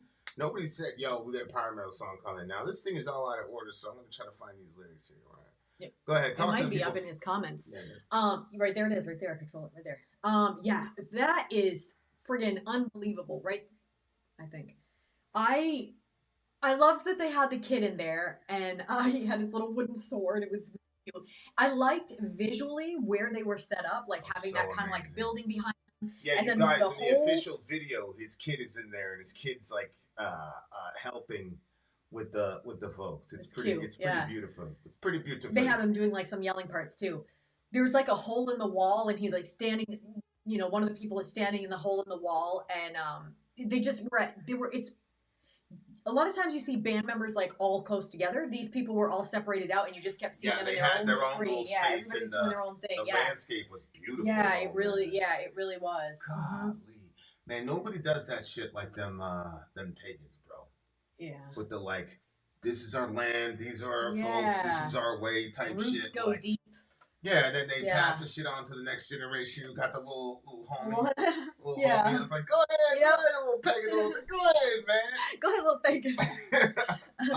Nah, I love them people, bro, because like the more and more technological we get, which we're supposed to do as Little kick on Sadie, as we talk about the pagans. Yeah, like you're supposed to advance in technology and all that shit for sure, but you know, everything's about balance, man. Like you gotta have that connection to your past. Like I was just watching this thing about Neanderthals and humans and all this shit. Like it's just fascinating shit. Like we gotta have that connection. At the same time, like we gotta go forward, obviously. And you know, it's just like it's kind of like the reemergence of orthodoxy is another thing. Like where out of nowhere you've got this orthodox resurgence in a evangelical. Yeah. And I think it's because the Orthodox and, you know, the Catholics, when they're serious, have a big primer on the fathers, and there's a big primer on church history. And, you know, they have an instinct to look at what happened, you know, back in the fathers before they have an instinct of locating a verse in the Bible, which I think is leaves them weak in certain areas, obviously speaking. But I also think it's appealing to people like us who have been raised in this sort of like microwave environment where whatever happened in the last 5 minutes is the only important thing. And you know, the people before us are, they're all bad. I mean, hell, they're all bad. You see what I'm saying? It's like, you know, regular, you know, I mean, I just imagine being young. It's like, man, I don't want to go. And that's why you start to see people doing this ancestry thing and stuff like that. Like I mean, what's going on with that? Like, why is that such a huge thing? Where, you know, now people want to go. It's because, like, it's great to be a modern person and have all this cool stuff at our fingertips, man. But it's like, where did we come from? Like, what were we? What were we about? What were our ancestors about? Like, why do we, you know what I'm saying? Yeah. Like, I think also that, like, chaos or chaotic lifestyles or maybe internal unrest is also, you're more drawn toward the Orthodox because there's like, these are the systems, this is the way that it is. Like, oh, you have like this word and what the word means, but then, so you might be looking at what the word means to get the meaning, but there was a deeper meaning if you go back in time because there's an understanding that you lack. You're lacking an understanding. You're a modern person and you're reading a text from so far back. It's funny because I was just talking to somebody who was posting this Orthodox stuff like I saw a couple posts that were Orthodox and I was like, have you always been Orthodox or is this like something new? And she was like, no, my husband and I converted like 8 months ago. But Orthodox has some really interesting stuff. Well, this one, in the beginning, we are all small, wishing we were all big. We want to hear, learn, see all, wander every secret winding path, opened, glad, both feet planted in life. take it as norms, weave it, rustic, real and wonderful. Furthermore, reaching for the stars. So it's like you're when we were young, and I think when he says we, he's talking about just humanity. Oh yeah, when I like watch the little kids exploring things, taking stuff out, like they just want to like make messes. And it used to, when I had my first kid, it used to annoy me. I'm like, you stop making messes. Why are you doing this? This is not good. You have to be orderly. And now like I look at it more like it is a mess. And I'm not like completely good with the mess, but I know that they're exploring and they're learning. So anything that they can get in their hands that's new, they're like, they spin it around, they look all over it. And I'm like, they're just exploring the world that they're set in, and this is all new to them. And it's just, taking stuff out of bags is like super exciting when they're at a certain age, like finding secrets, I guess, hidden in some places. Oh, thanks, Tina. Tina Medina in this bitch. So yeah, like it's talking about like that desire to explore. Yeah.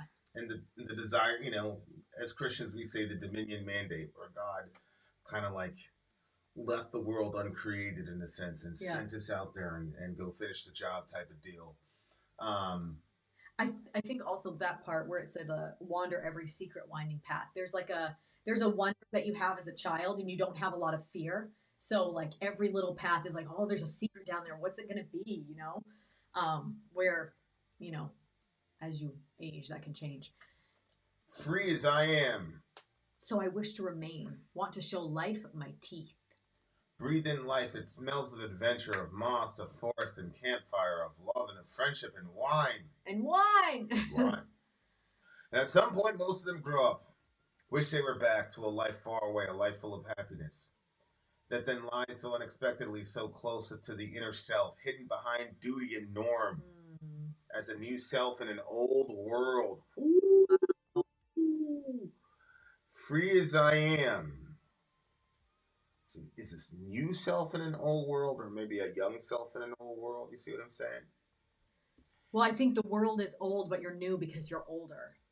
So you've lost that childhood, whatever. Mm-hmm. And so you're like, you're a new self, you're a different person, but you're still in the old world. So you're like looking down that secret. So, as a kid, you look down that secret path and you're like, there's wonder, there's there could be surprises. I mean, there's rocks there, mica, and then you get older and, experiences happen and stuff. And then maybe you look at the path and you're like, that could be dangerous. There could be, you watch too much true crime and maybe he's talking about stuff like that. Yeah.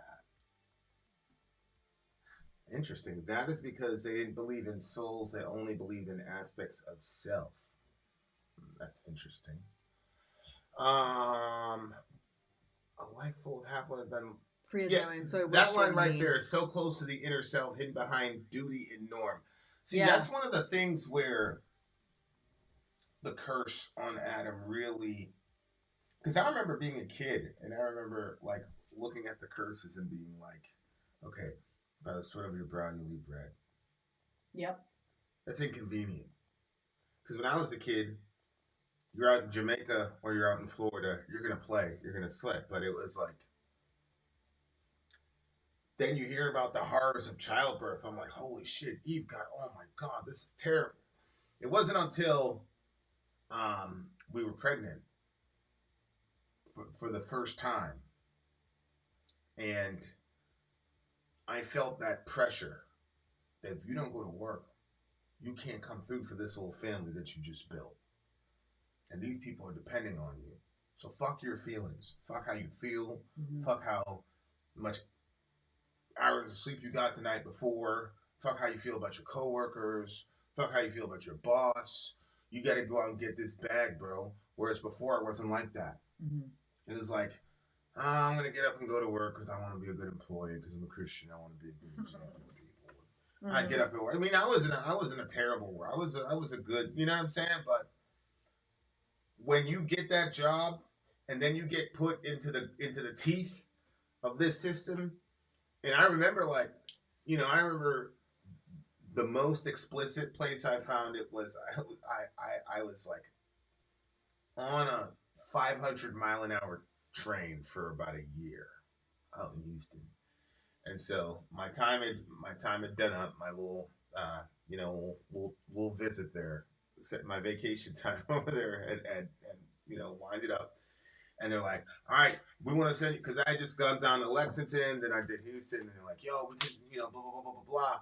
And I'm like, nah, man, actually, I'm going to chill out. They're like, what? I'm like, I'm going to chill out. So I didn't re-up, but I came back to Maine to hang out. And I decided, you know what? I want to do like regular work, man. I want to do like, a 9 to 5, whatever. So I go and I apply at the Walmart distribution center. SubhanAllah. In my mind, I never took the job serious because I knew I wasn't going to be there for a very, very long time. And I had just done so many other, like I said, I had just gotten off of this 500-mile-an-hour train I was on every day. So, like, I'm like working at the distribution center, but like, I would look at the guys there and like, there was just this and it was just repetitive work and like, not disrespecting anybody, but like, there was like this deadness in their eyes that they, and it was like, you could tell they hated where they were and they didn't get the weird random opportunities that I got to have certain things on my resume so that I could like literally show up anywhere and like you'll be, more than hired or whatever, so like this was it for them. Yeah. And there was this one dude, and that dude was working like open to close 15-hour days every day, and he had like a whole family back home and all the rest of it, but you could tell this was all he had, man. Yeah. And so like just working every single day where he says that line where it says, the inner self hidden behind duty and norm. It's like, you have to be there. Look, as Control says, I am going to work, 1, to be there with my fellow working class colleagues, and 2, because I gladly pay my taxes and no way contribute to society indirectly. And, that's kind of the point I was getting to is like for guys or just, unfortunately now it's both. Mm-hmm. You're in a 2-income household for most people. That's where they really feel the curse, man. Because it's like this sort of drudgery that's sort of like you have all of this genius inside of you that you're not getting the opportunity to express or experience because you're caught in this system where you have to do this thing. And so consuming so much time. And so the people who really do well with that are people like Controller, who can find ways to add a transcendent meaning to what they're doing instead of just I'm here making money for these people or I have to pay these bills or whatever. But that is a process for most of us. You know what I'm saying? Most of us have to like fight with that drudgery, And so it's like when I think about what we do, it's like because when I say we haven't come up with a just economy yet, that's what I think this is ultimately what I'm talking about. We don't have an economy where people's native passions can be monetized and livable and thrivable. Right. There's a small percentage of people that get to do that. But. Exactly. Like the rock, and that's the real appeal of the rock star and the football player and the whatever is when people say, oh, you're a millionaire, we don't feel sorry for you. They're not saying that the millions solve all your problems, but it does take one giant problem off of your plate. Yeah. Which is you get to now completely be what you want to be, and the labor that you do is all going to be a labor of love, which is what kids do. Mm-hmm. Everything they do, little kids, especially our 3 and 4-year-olds, they don't see the difference between work and play. They don't see the difference. I remember the first time my mom... What do you mean? Every time I try to tell them to clean, they know the difference. The first time my mom like showed me how to like clean the bathtub with the soap and the when they first started? Oh yeah, it's all exciting to them. You see what I'm saying? Like it was all a game. And then they're like, you know what? Fortnite is more entertaining than doing this thing. Like, but they're not thinking about work. They're looking at what's more fun than what's not. Like, we have another association with the concept of work, which I think is a cursed understanding of work. But I think kids, especially little kids, it's more like, picking up is not as fun as playing Fortnite, or picking up is not as fun as making a mess. But I don't think they're looking at it like work and drudgery like we do. My kids enjoyed mopping floors for a little while. Yeah, of course. Yeah. It's just that it's not as fun as playing football. You see what I'm saying? Like they're not looking at it like work like we do.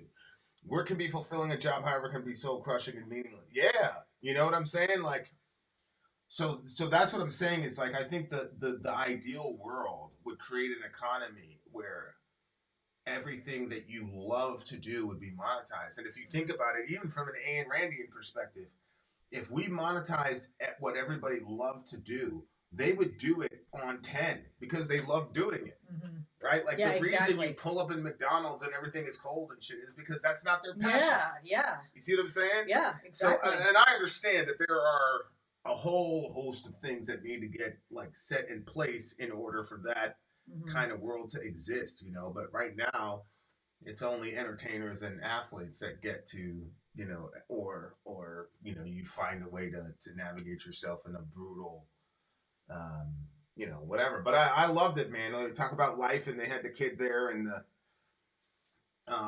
it was just and they had it in the forest. So you had the picture of this building that used to be like, obviously must have been something great, but now it's run down, but the trees are alive. And so it kind of like showed different seasons. And then you had the age thing with the kid and the grown people. Yeah. So you were seeing it in just different ways. You had, you know, different sized trees out in the forest. Like I just thought, and there was like one guy was singing in the midst of the trees while the other guy was standing on the dead roots. Mm-hmm. Like there was just so much there visually that I think that they also were trying to communicate. It was just really, really beautiful. I do agree. I do think that AI, I think AI combined with a UBI concept, universal basic income for all, mixed with universal healthcare law, so with mental and dental would be a great. Yeah, I think if we use AI to offset certain, you know, repeatable functions, and then instead of taking the excess capital that we've now gained by not having to employ people and took that excess capital and invested in other people's ventures, then we could get there. Say it again. If we did what? If you had, okay, so for example, Walmart, right? Yeah. Like if you had AI, like in 5 years, you're probably never going to see a cashier again. You're probably going to have a Walmart, whatever. So you go, okay, that guy or that tech is going to save Walmart $2 million a year per store or whatever.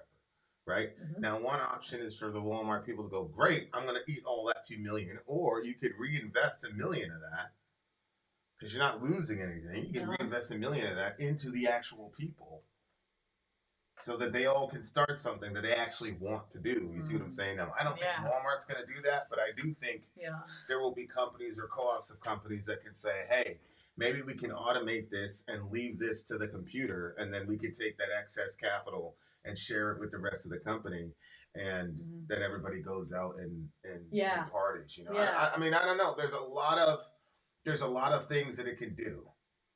The kid is also the son of the vocalist, which is what I actually assumed. Yeah, I assumed that the kid was the son of the vocalist because it just works. The way that so he was perfectly. yelling and then the kid was yelling. Yeah. Love the song. 9.6. That's so funny. That was exactly what I was giving it. 9.6. Really? Yeah. 9.6. Yep. 9.6 across the board. Very good song. Love the visuals. You guys should check out those visuals. Yeah, it's a really good. It's a really interesting concept. It's really interesting how this very earthy, nature-driven video precipitated a discussion about AI, which is like the highest form of technology that we have right now. Yeah. And so, like, you see what I'm saying? Like, it's these are not opposites of each other that balance each other out. These are different sides of the same coin. But yeah, Norway's moving toward automation of the cashier. All groceries having one or two real cashiers. Yeah, I mean, I doubt in 5 years we'll see a cashier ever again. You know, I'm just looking for the day that you just put your recipe into the machine and it out pops all the stuff. So if it says you're going to have a cup of onions diced, it comes out a cup of onions diced in a bag. Like, imagine how fun that would be to cook when everything's all like prepped like that. Yeah, and you wouldn't have so much waste. She didn't see Back to the Future Part 2. 9.6. Wait, they did that? Yeah, they basically have something like that. Okay, 9.6. 9.6. Vin out. Sorry out. Gone. All right, People are guys. still in the comment section saying, "I thought you guys are Christians. Why are you throwing up the horn?" That's still happening. Still happening. Shout out to all my. I ain't gonna say that. Lord, please help me. I gotta help these people, bro. Well, All right. it's Next so hard. is Overkill River. No. So come back. Okerville. Oh, Okerville River. So come back. I am waiting. Okay, so the name of the band is Okerville River. Mm-hmm. And the name of the song is So Come Back, I Am Waiting. This is for song, the big homie Matt S. Mm-hmm. I first heard of Okerville River when they supported Rocky Erickson, an artist who sorely needs to be featured on this channel. On his Swan Song album, since submitting them for the last Imperishable Flame stream, I've delved into their back catalog. Frontman and the band's only mainstay, Will Sheriff, is a guy who clearly has a lot to say in a quirky, personal, and heartfelt way for which the label indie rock would be the only remotely applicable one. He seems really sweet in the interviews as well. I like how the song uses symphonic elements to approach the subject matter with a stately acceptance. Mm-hmm. Okay. So Come Back, I Am Waiting is the name of this song. Matt S., this is for you. If you see Shout it on out to video. Matt. Here we go, guys. And the lyrics. Let's do it.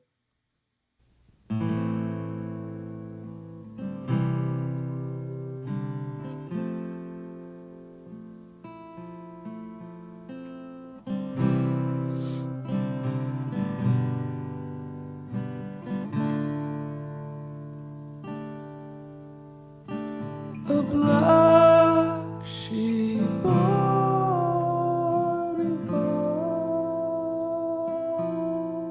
goes over canyons and waterfalls. A black sheep boarding goes in syringe or in shower stall. Says there's plenty of time to make you mine tonight. Says there's plenty of time to make you mine.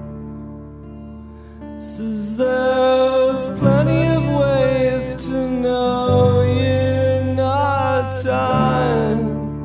Alright, hell, there's plenty of light still left in your eyes. In your eyes.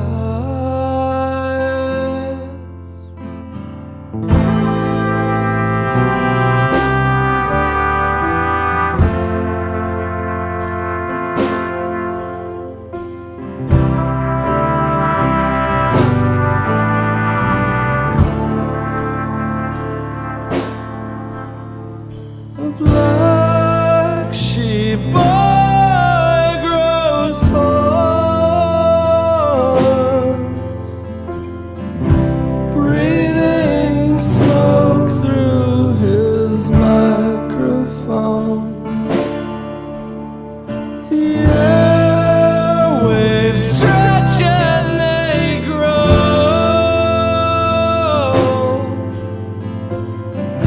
bleeding, birthing his black diapason. Says there's plenty of things to wear when you come to me. Every color of sleeve to be rolled. Millions of rolling eyes that still cling to me. Every language of king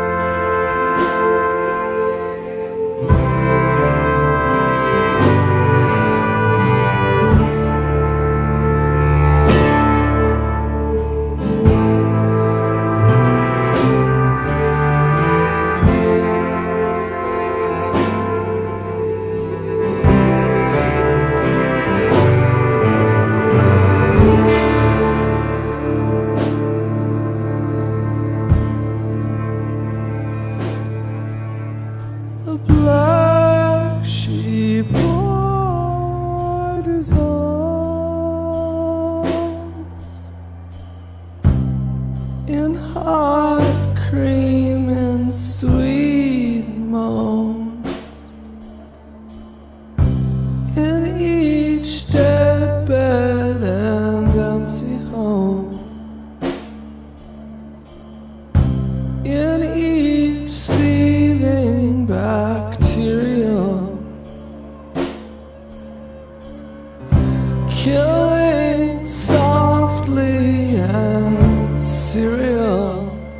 He lifts his handsome horned magisterial.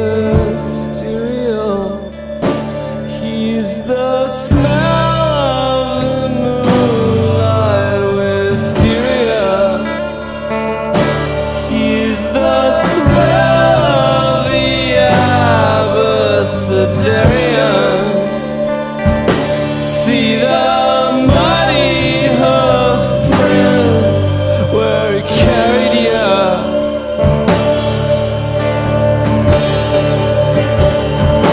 And there's plenty of ways to claim his crimes tonight. And there's plenty of things to do on his dime. And there's plenty of ways to wear his hide tonight. You've got yours, I've got mine. You've got yours, I've got mine.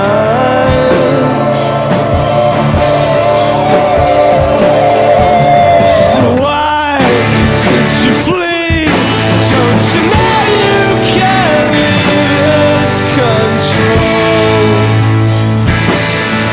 Only call all his wild works your own.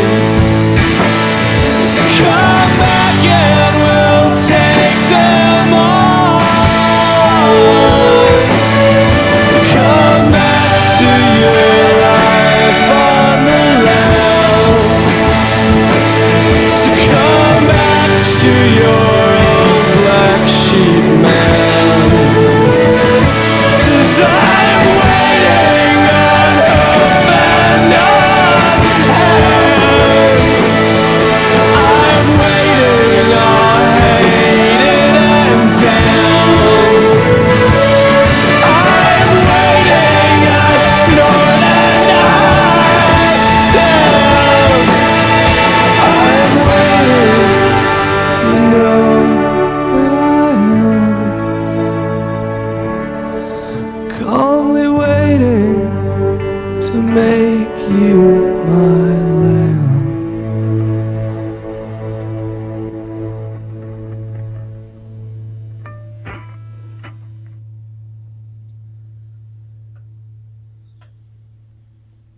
Okay. That's a tough one. It's a really beautifully done song. His vocal style just kind of gets in your soul.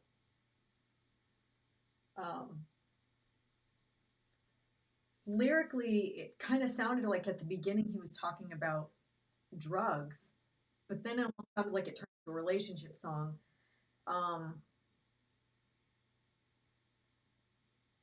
But doesn't sound like it was a healthy situation.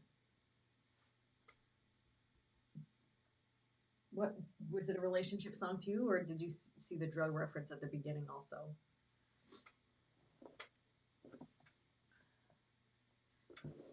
A black sheep boy revolves over cannons and waterfalls. A black sheep boy dissolves in a syringe or in a shower stall. He says there's plenty of time to make you mine tonight. There's plenty of time to make you mine. I thought that was like the drug talking to him. He says there's plenty of time, plenty of ways to know you're not dying. Hell, there's plenty of light still left in your eyes.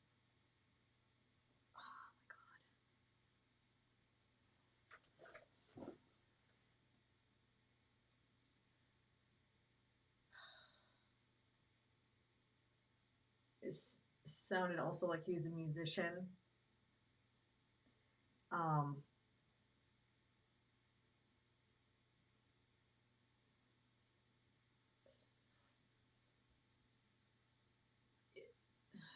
I'm having a hard time with this one.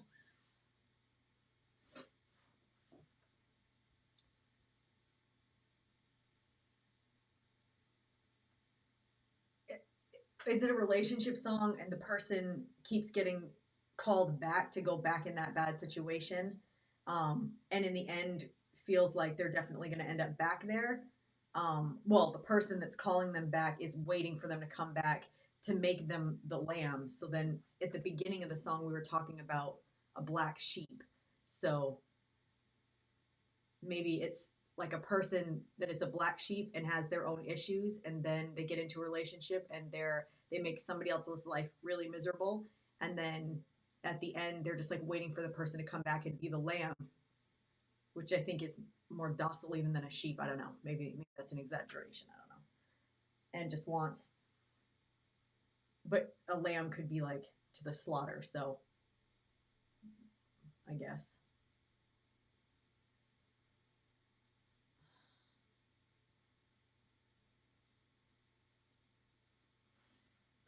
That's all I got. Did you?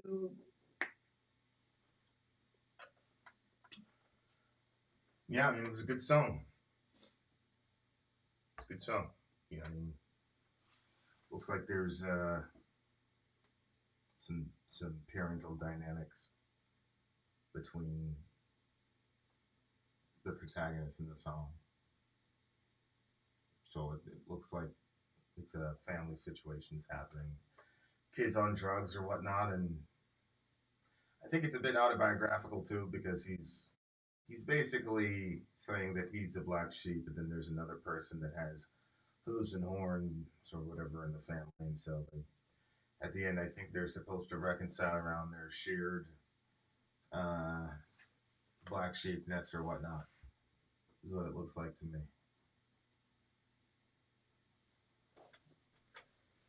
It's a crazy song.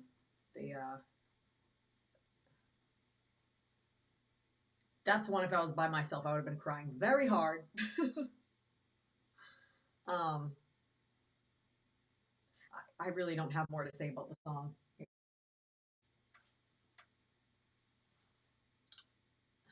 Yeah, man, it's tough, man. Yeah. It's a good song, though. It's a silent count for me. Same. Silent count. Ugh, okay. We'll go on a commercial break. We'll be right back there, listener. We'll got more for you on the other side of the break.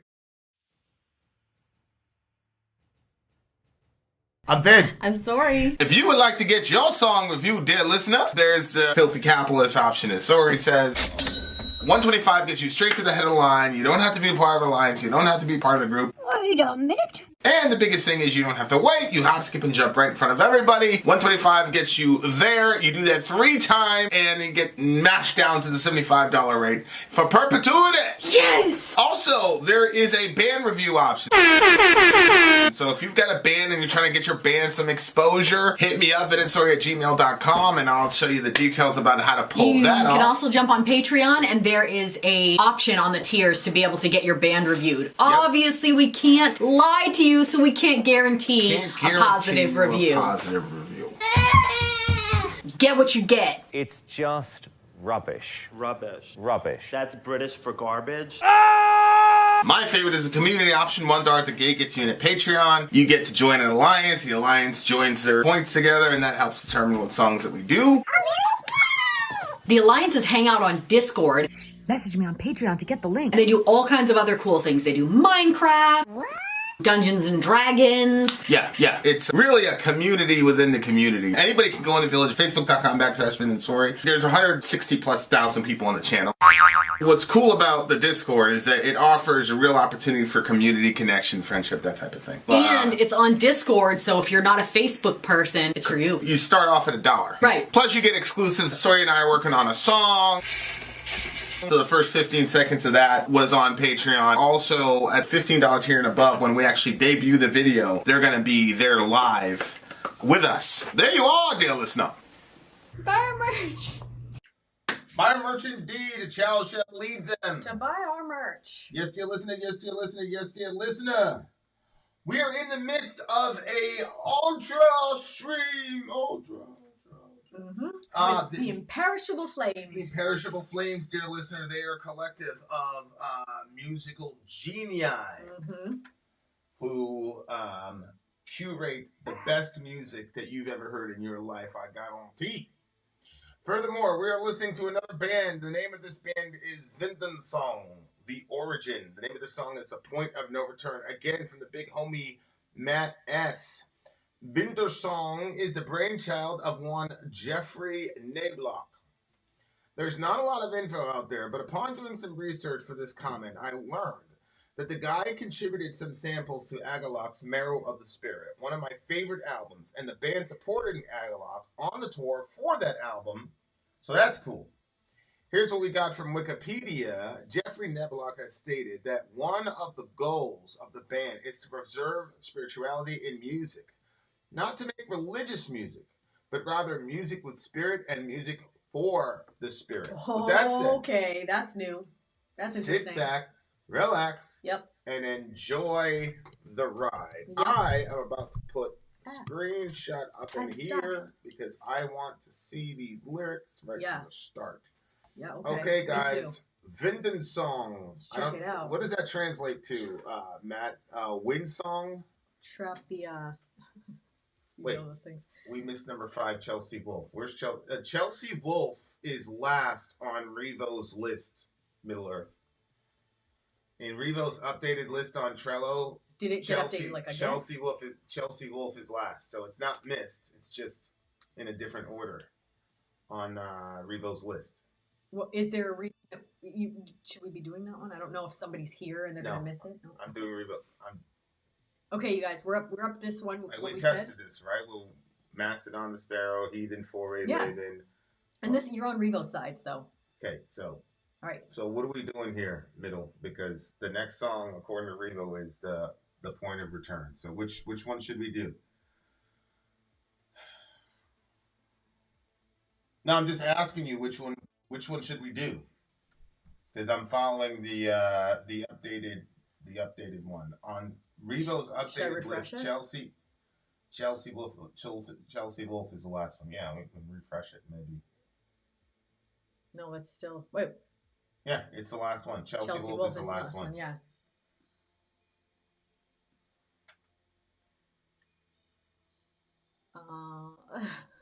Who's King Dude? I thought that was from the last song, no? Or wait. I don't know. Which one is King Dude, Aaron? Because I assumed it was the last song. Okay. So Vindensang, he's a Luciferian homie. I'm not mad at no Luciferians. I ain't mad at nobody. I ain't scared of nobody. All right, here we go. Vindensang, The Point of No Return. And let's do it. Oh, actually, the other thing we have to think about is the time. There's a timestamp. Oh, right. We got the entire record on the thing. Keep talking to the people. Yep. So wait, was that guy, is King Dude from like the last song? Or are we talking about the song even before that when, because somebody said that they could get us an interview with the artist. Is that why we're at 9 songs? Because of that? I'll explain it to you after. It's a yes or no question. Well, that's because, well, it's not really yes or no because we had to move these streams around so much that we got a little bit mixed up. So I think we're good though. No, that's not. Oh, I'll answer that. That's a no. That's not. There are 9 songs tonight. Okay, so I'm gonna get timestamp 5030, dear listeners. Stand by.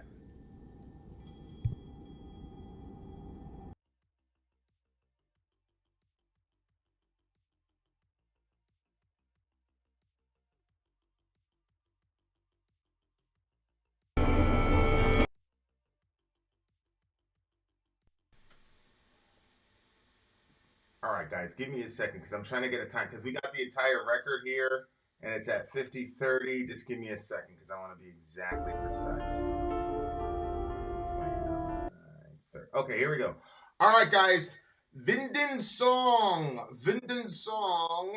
And the point of no return is the name of the song. Let's Ben, do are we it. stopping this at the 10-minute mark, or is this? I know where to stop it. Okay.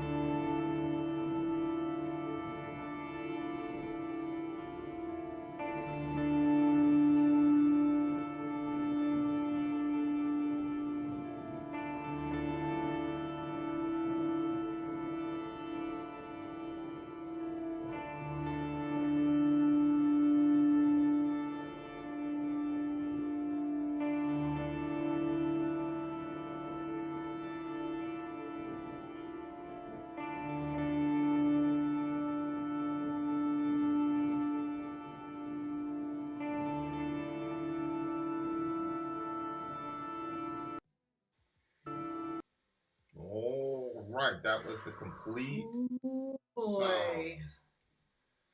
That song, I loved this one.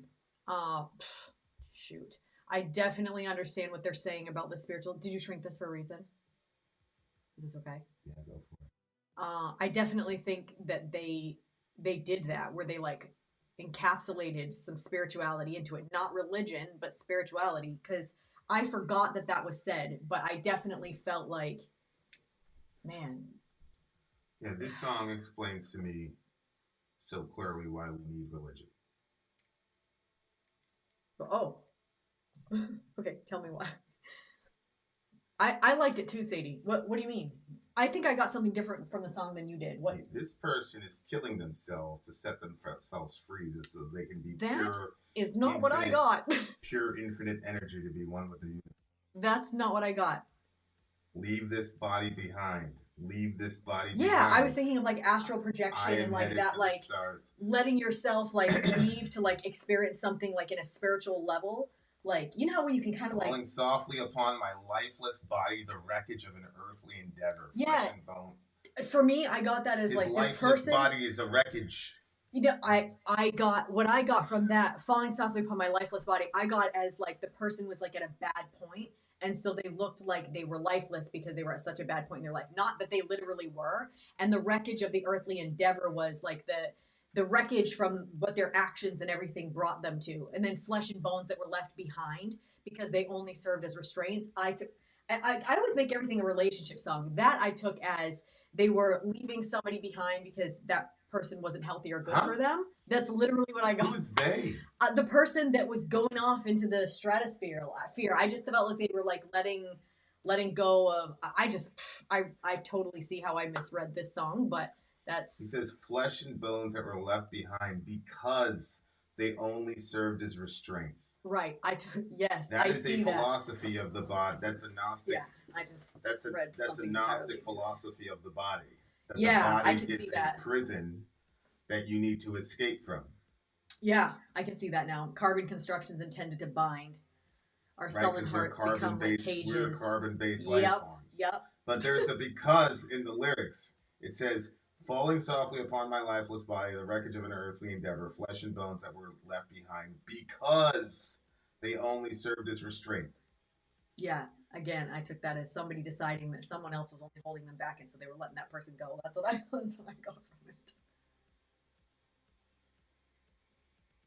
But I totally see flesh and bones that are left behind. Yeah, like a human being, like you leave carbon somebody. constructions intended Yes, to bind babe, I see what you're saying. I totally do. I just read something else into it. Starbound eyes rendered blind. See, like we're supposed to go up to the stars, but we've been blinded by the. This is just pure Gnosticism. Mm-hmm. Yeah, I can see that now. But tonight I will leave my body. Again, I thought that was astral projection. Before ere sunrise, I leave the curses behind. Yeah.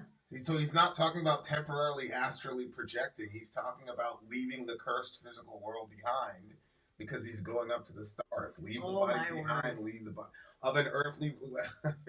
This is pretty. I know. I see it now. SubhanAllah. But this is why you need religion. Mm-hmm. This is the reason you need religion because, look, we just talked about this in the previous song. Kids love to explore, right? Mm-hmm. Yep. And there's something very romantic about that. Like, go, child, go free into the wilderness. The problem is that there's bears in the wilderness. The problem is that there are rivers and shit, and you're like 2. I don't know if you know how to swim, bro. The other thing is that in the wilderness, there's people that like set up little camps and shit. And if they run into some nice, sweet, fresh little child, you never see you again. So like, because we're stuck in a materialist world, and because people have been force-fed materialistic assumptions from all the centers of authority in their life, when they discover spirituality, they go, oh my God. And they finally realize that their teachers and all the rest of them have been lying to them this entire time. And now we've got access to this crazy new world and this crazy new map. And it's like, whoa. And those people make the sad error that because they validate the reality of the spiritual world, that is some place now that they should be able to traverse and travel without a map, without a compass, and without anybody going before them and telling them there may be pitfalls here. All of this shit sounds really beautiful, but I promise you, if this is the way you leave this world, you're not going to any stars, I promise you that. If you leave the world with this philosophy and this way, you're not going nowhere where you want to be. Now listen. Yikes. I've had, now you guys know me. I've lost an inordinate amount of people to suicide. And so on the one hand, I understand our community. We like to romanticize things. I get it. And maybe many of us, it's just like, look, man, not every rapper who talks about shooting people and killing shit is really, really about that life. And the vast majority of people that listen to that shit have never done that shit in their life. And I do think a lot of that's the same thing with metal. Like a lot of us play around with the concept of suicide, but if you know someone that's actually completed that shit is not romantic at all. And I appreciate that this band understands that there is something called the spiritual world and that there is consciousness after death. But how the fuck do you know that if you do some dumb shit like that to yourself with the premise that your physical body is some sort of prison that you need to escape from? Who told you that if you do some dumb shit like that, you're going to go off into some wonderful existence of pure consciousness and all the rest? Yeah. Who told you that? Why do you believe that? And does it make sense to you? Would you ever do this to a child? Would you ever send a child off into a wilderness fraught with, yes, that has moss and all this other shit, and also has Sammy, the fucking child molester, and you're gonna send this baby to crawl out and enjoy and explore nature, and in 3 days you're gonna find half of his skull inhabited with maggots and stuff. My God. So if you are a materialist and you have now come into the glorious reality that there's a spiritual world, there is a sense in which you've been now born again mentally. Excellent. But if you're just now born into that, then you should probably get a mom and a dad to carry you and guide you around and stuff. It's like our boy Chesterton said. Chesterton said, look, bro, if you're traveling a road and you see a bunch of guardrails, you better make fucking sure you know why those guardrails are there before you take them down. So it may be that systematizing religion has manifested itself in some pretty ugly ways in the physical world. I agree. But it may also be that the wisdom of the sages, like for example, all of our ancestors, doesn't matter if you have a Negroid or a European ancestry or an Asiatic ancestry, all of our primary ancestors told us about a global flood. Now, you can do what you will with that.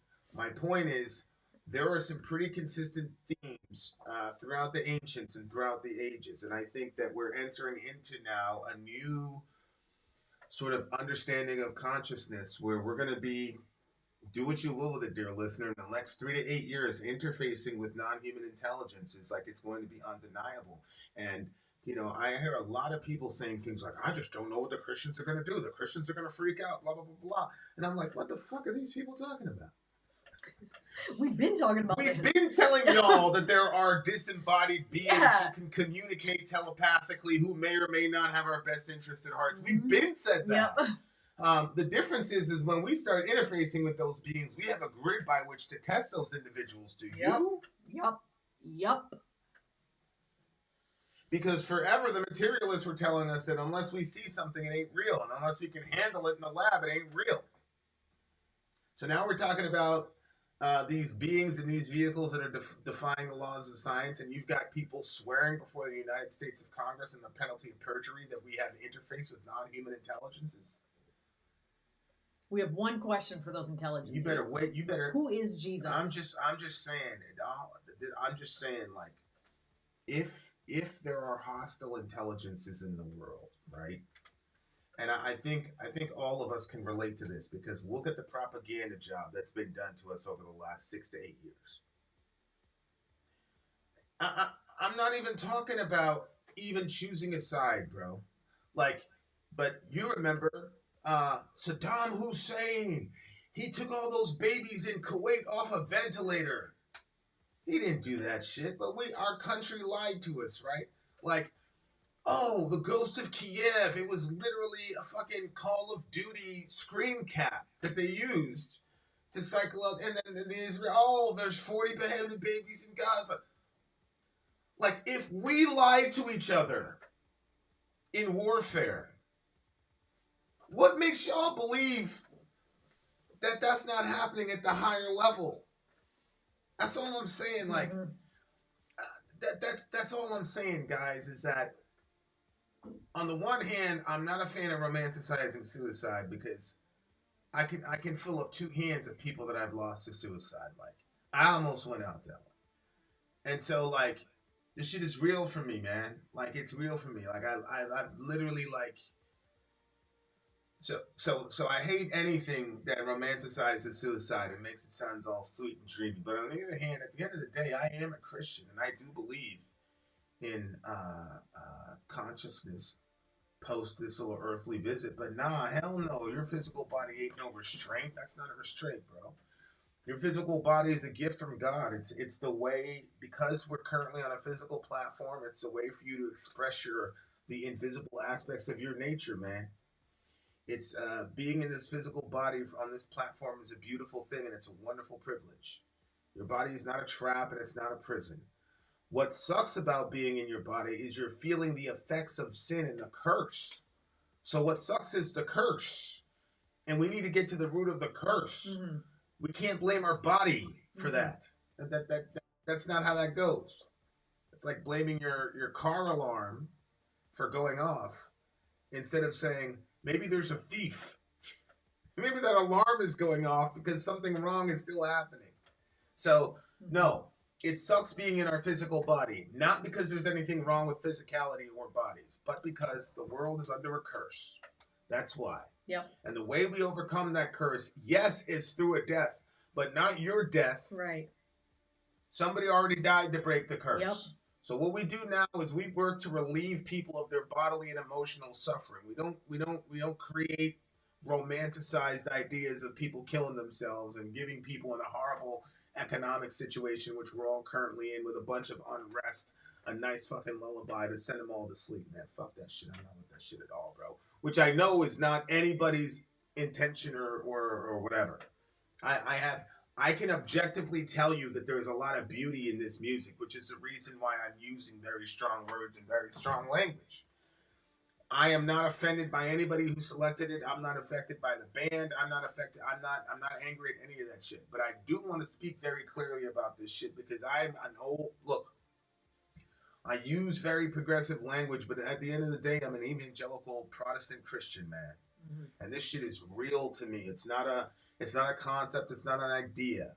So if I truly, truly believe that there is a place where you will be ontologically aware and sentient, more sentient than you are now, and more separate from God than you are now, hell no. I would not be a friend if I did not warn you of that shit. Now, if Christianity is all hocus pocus and dumb, then fucking just ignore me and move along. But I can't let a song like this go and not say some shit. That's some fucking Marshall Applewhite. That's some we're gonna drink a bunch of Kool-Aid and get out of here shit. Like, oh my god, I completely misread the song. Hell no. Hell no. It was definitely spiritual, I thought, but I definitely took it a different direction. But I agree with you. I think that in and of itself is a trap. If you start seeing your own body. The Bible says that our body is the temple of God. So it's a place for God's spirit to dwell. It's not like a trap to keep us trapped into. You're probably in the wrong religion if you feel like your body's a trap. Yeah, I don't understand the romanticization of suicide. People do it with Kurt Cobain. Look, I believe there were you guys go back all the way for 5 years ago. This is way before all the UAP shit. I used to call demons malevolent intelligence or hostile intelligence or dark intelligences. Look, all the first year I used to talk about dark intelligences. That's how I would code demons for modernists. Okay? But if you don't believe that there is an archetypical spirit or consciousness that pushes people toward death in our culture, I don't know what to tell you. There are major in-your-face segments of the culture that are dedicated solely to the celebration of death and killing. You look at hip hop with drill rap, you look at our culture with metal and the romanticization of suicide. There is a culture of death. If you look at right-wing evangelicalism in the churches, it's all about war, and the American warfighter and blah, blah, blah. There is absolutely a malevolent, intentional spirit and collections of consciousnesses that are encouraging death in our country for sure. For sure. And once in a while, I do think it needs to be called out. So I understand that everybody was vibing to it. I have no problem with the artistic side of it. But the theology, at the end of the day, I'm a Christian. Wrong. Yeah. So that shit is not romantic at all. No, we do not romanticize death. The scripture says that the last enemy to be destroyed is death. Death is an enemy in Christianity. Mm-hmm. The reason that the cross is a symbol of Christianity is because we are mocking death. Right. It's right? followed up by resurrection. Where is your victory? Death, where is your sting? Mm-hmm. So in the Christians, in the first Christians, we said the worst death could do to us was bring us to a cross. And our guy went there and exposed them to open shame, it says in Colossians 1. So I wear cross symbology to mock death, because we're saying this is the worst you had to offer, and our guy took care of you in one day. We're good. Okay. So yeah, there's a culture of death over this country, and it has absolutely seeped into the church. Okay, all the bullshit that's happening right now in Gaza would not be possible were it not for evangelicals, not Roman Catholics. Yeah. Because Roman Catholics didn't come up with a crazy theology that said that whatever. Not Eastern Orthodox. Evangelical, our team. Mm-hmm. So when I say the spirit of death, of course, Planned Parenthood, of course, we know. But I'm talking across the board, whether it's drill rap, where it celebrates death, where it's black, you've got entire genres of metal that are dedicated to death. And fuck all that shit, bro. Ian, it's not the death on the cross that made it the worst death. Like, crucifixion isn't necessarily the worst death that there is out there. It's what was experienced by Christ on the cross. So when we talk about God, we talk about the Father, the Son, and the Holy Spirit. And those three persons are so intertwined. They are one being. They have one will. They have one everything that they do. And they have perfect love and perfect harmony between the three of them, as they are the one being. And so you have this situation going on. Then when Christ comes to earth and he lives out his life, and then he goes to the cross, death on the cross was separation from his Father, because God was giving him the wrath that every single person is going to have to experience if they don't have Jesus as their Lord and Savior. So when he was on the cross, he experienced that separation, which is why he said, Father, Father, why have you forsaken me? And it's also why in the garden before he went, he said drops of blood were coming from him because he was under such stress, and he asked the Father, said, is there another way? If there's not another way, let your will be done. But then he went to the cross, and when he went to the cross, he experienced that complete separation from his Father. And in that moment, in that time when he was under the wrath of God, that was where we were gaining our liberty. And then after he died, he was buried, and 3 days later he rose from the dead, thereby conquering death.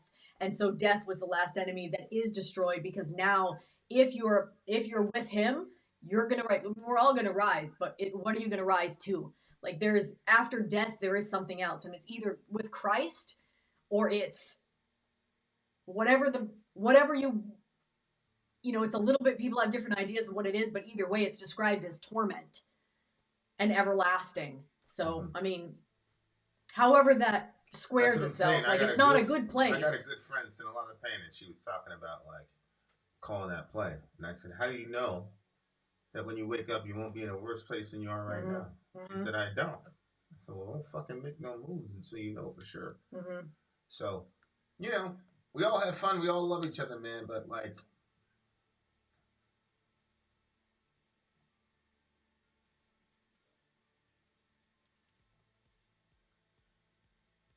there are people, how do I say this? No, I ain't gonna say that. Okay. Okay, as far as the artistry in the song, I think I made it pretty clear. Like, don't follow those lyrics because you'll end up in an eternal hell. Okay. But as far as like the song itself, a couple people were saying it was dragging on a little bit because it didn't kind of go anywhere. But I thought that was kind of the intention of the song. So that didn't really hit it for me as far as like hurting the song. I was very, very happy that I had the lyrics because otherwise I couldn't have made it out. So, really? Because it kind of dragged for you? Well, no, I don't know if my headphones or what, but I kind of couldn't like really discern much of the lyrics without that. I don't know. Oh man, for me, whoa, like, holy I mean, shit! But yeah, exactly. I'm blown away right now. I agree, but holy shit, controller, okay. I got this from the Shock, by the way. I was about to say, I was like, let's find out. Yeah. I was like, let me find out. Yeah, I mean, I love the song. Holy shit, Delaney's gonna take over the world. So many bands are riding on the coattails of dead musicians who took their life. Ooh, talk that shit, Delaney. No, Delaney said some gang shit. She said, I think it's crazy how so many bands talk about depression, suicide, and self-harm, especially emo bands, but now they're all old men who taught teens to think depression and self-harm was cool. Holy shit, I never thought of it that way. Oh my gosh. Just like them boys on the street, bro. And they'd be like, oh yeah, do all this gang shit. They'll be the first one to hand you the gun. And then you look at their paperwork. All they got is like petty larceny and shit. They don't got no gun shit on their file, but they handed you the gun when you were 14, though. Yep. Some of your friends are gone. Them niggas still around. They're in their 40s and shit now. You got a friend doing life and shit. He wasn't about that life. It's the exact same thing. These dudes got on here. They saw corn. You're like, holy shit, let me just copy this shit. Nigga, you grew up in the suburbs and shit. Your whole life was perfect. Your mom and dad were there the whole time. You had 3 squares a day. You went to a fucking private school. You fucking got a 401k by the time you were 17. And now you out here talking all this shit about how you want to jump off a building because you want to make yourself famous. Now here you are, 45. You got like 58 dead kids on your conscience. God's going to fuck you up when he sees you. That's what Delaney was saying. Shout out to Delaney. It's a 9.1 for me. Do you think that if somebody takes their own life, everybody that they influence the negative that somehow that goes on there? Hell yeah. Yeah. Hell yeah. That's why I am the way that I am sometimes. Like, I'm on the internet. I'm like, wait a second now. Somebody, because she did shit 4 or 5 years from now. Right, yeah. You know, I had a friend, man, they lost a baseball game. He went home and killed himself, dude. Yeah. You see what I'm saying? Like, people don't understand about suicidal people that it takes, it's just one little thing and one little circumstance and one little bad moment and it's over with.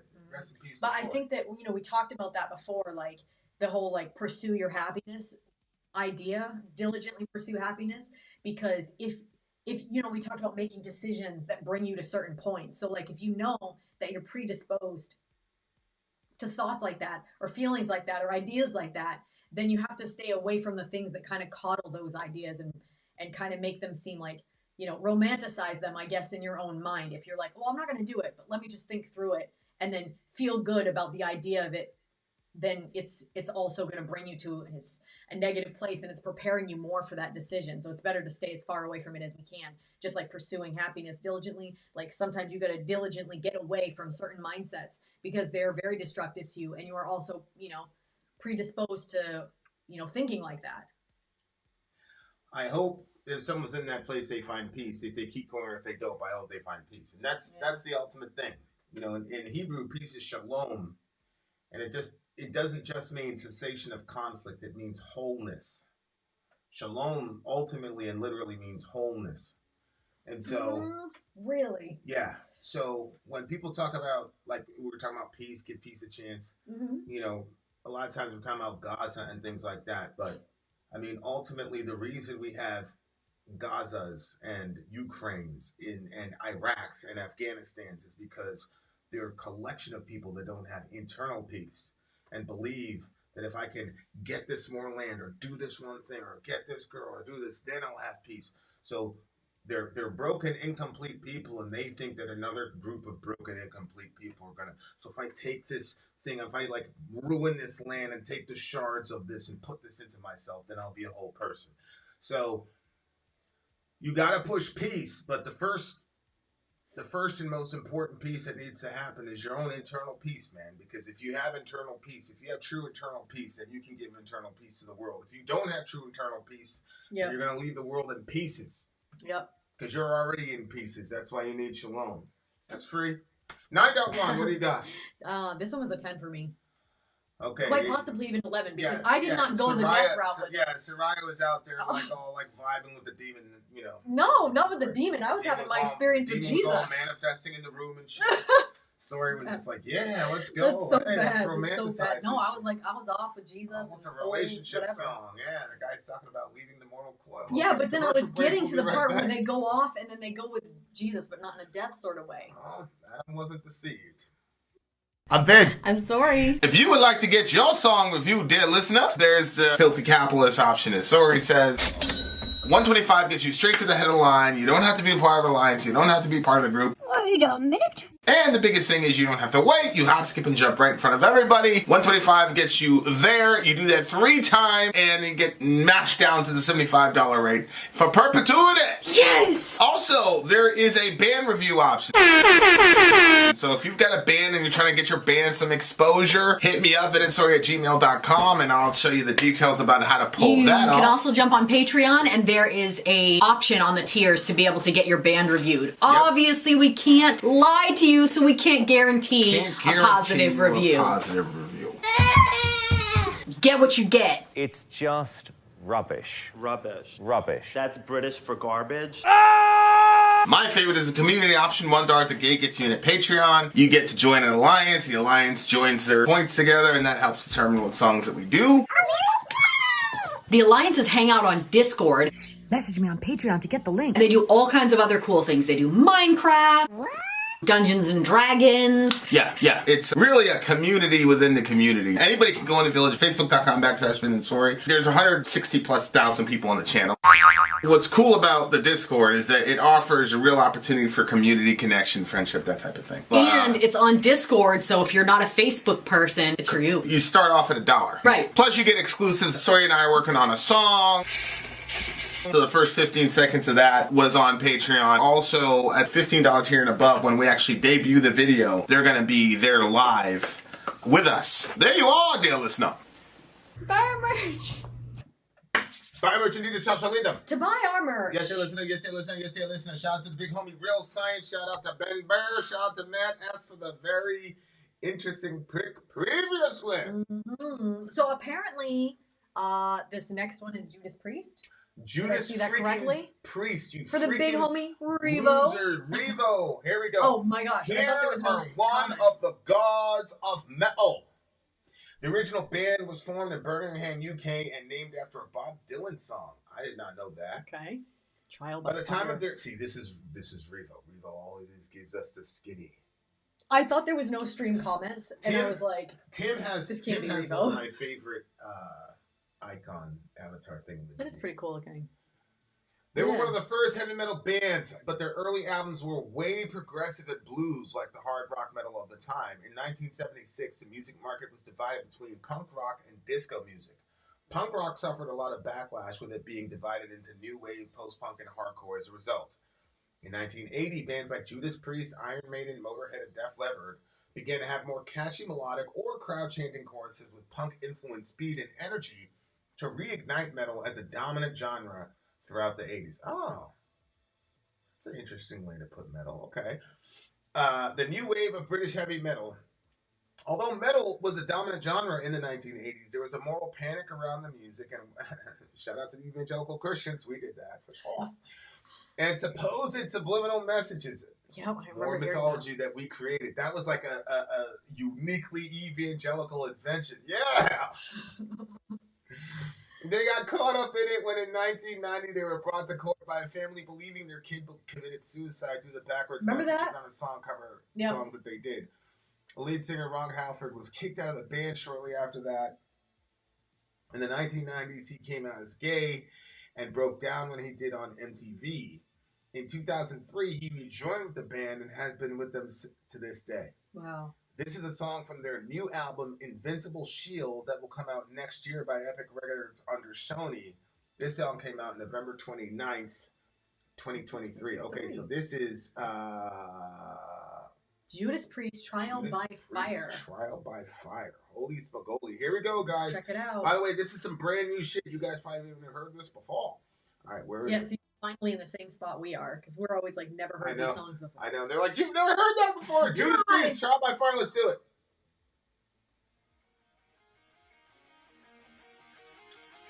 Love the start already. Love the start already.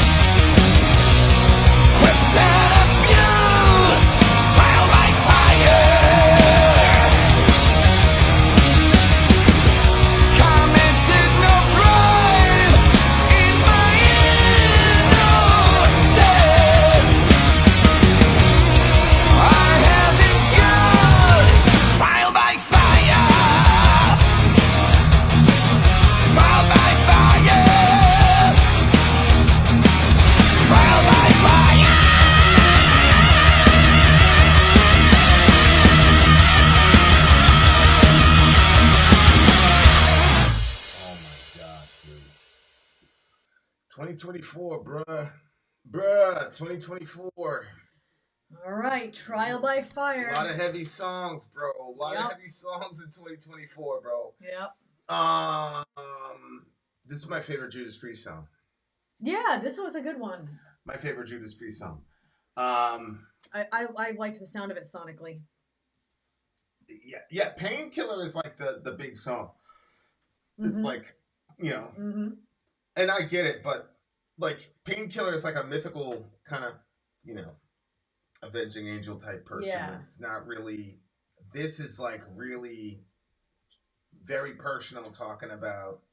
I'm assuming that whole situation, which is crazy because that shit happened like 30 years ago almost. You know, the trial by fire. I mean, if you look at the lyrics and you look at what Revo described about how they kicked him out of the band, they blamed him for the kid killing himself. Then he had to come out, then he had to come out the closet, all that shit. So that shit happened like in the 80s and 90s, and he's just. I don't know if he's just now talking about it, but like the fact that in 2023 or 2024 we have a song about it shows you like how difficult that whole time period was for him. You know what I'm saying? Yeah.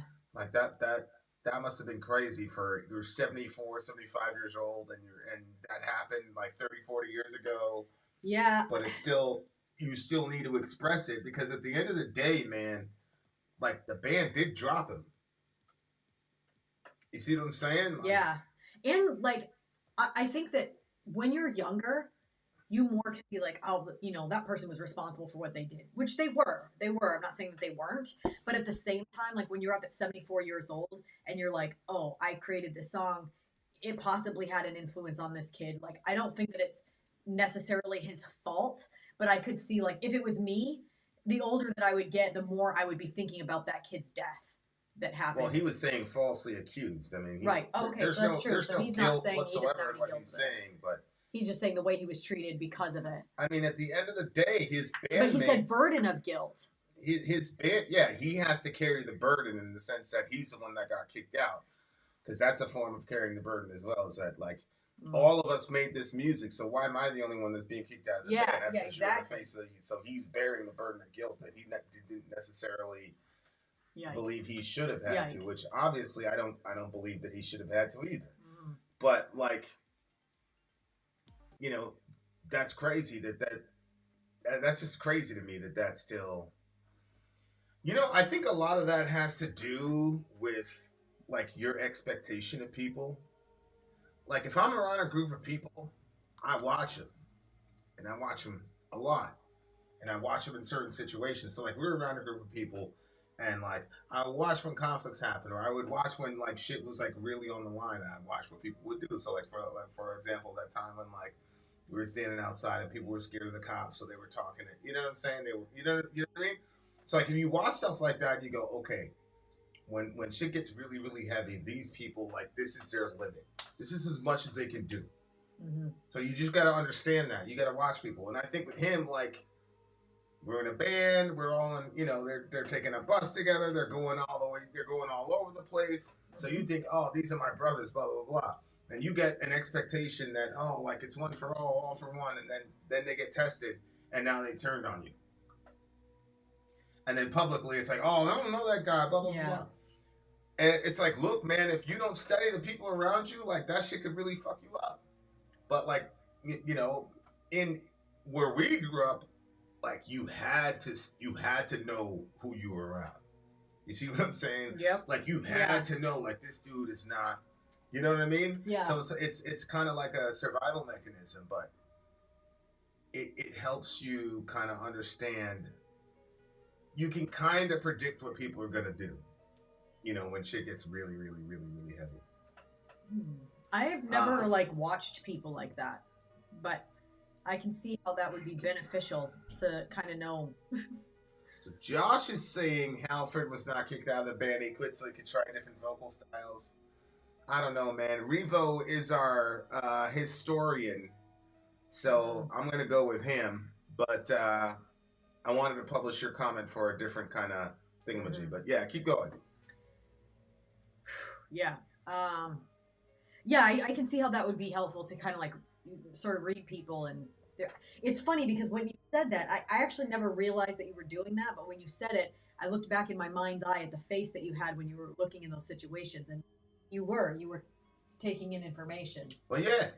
Yeah, but like you have to. Yeah. Especially considering the shit that we were we were getting caught up in.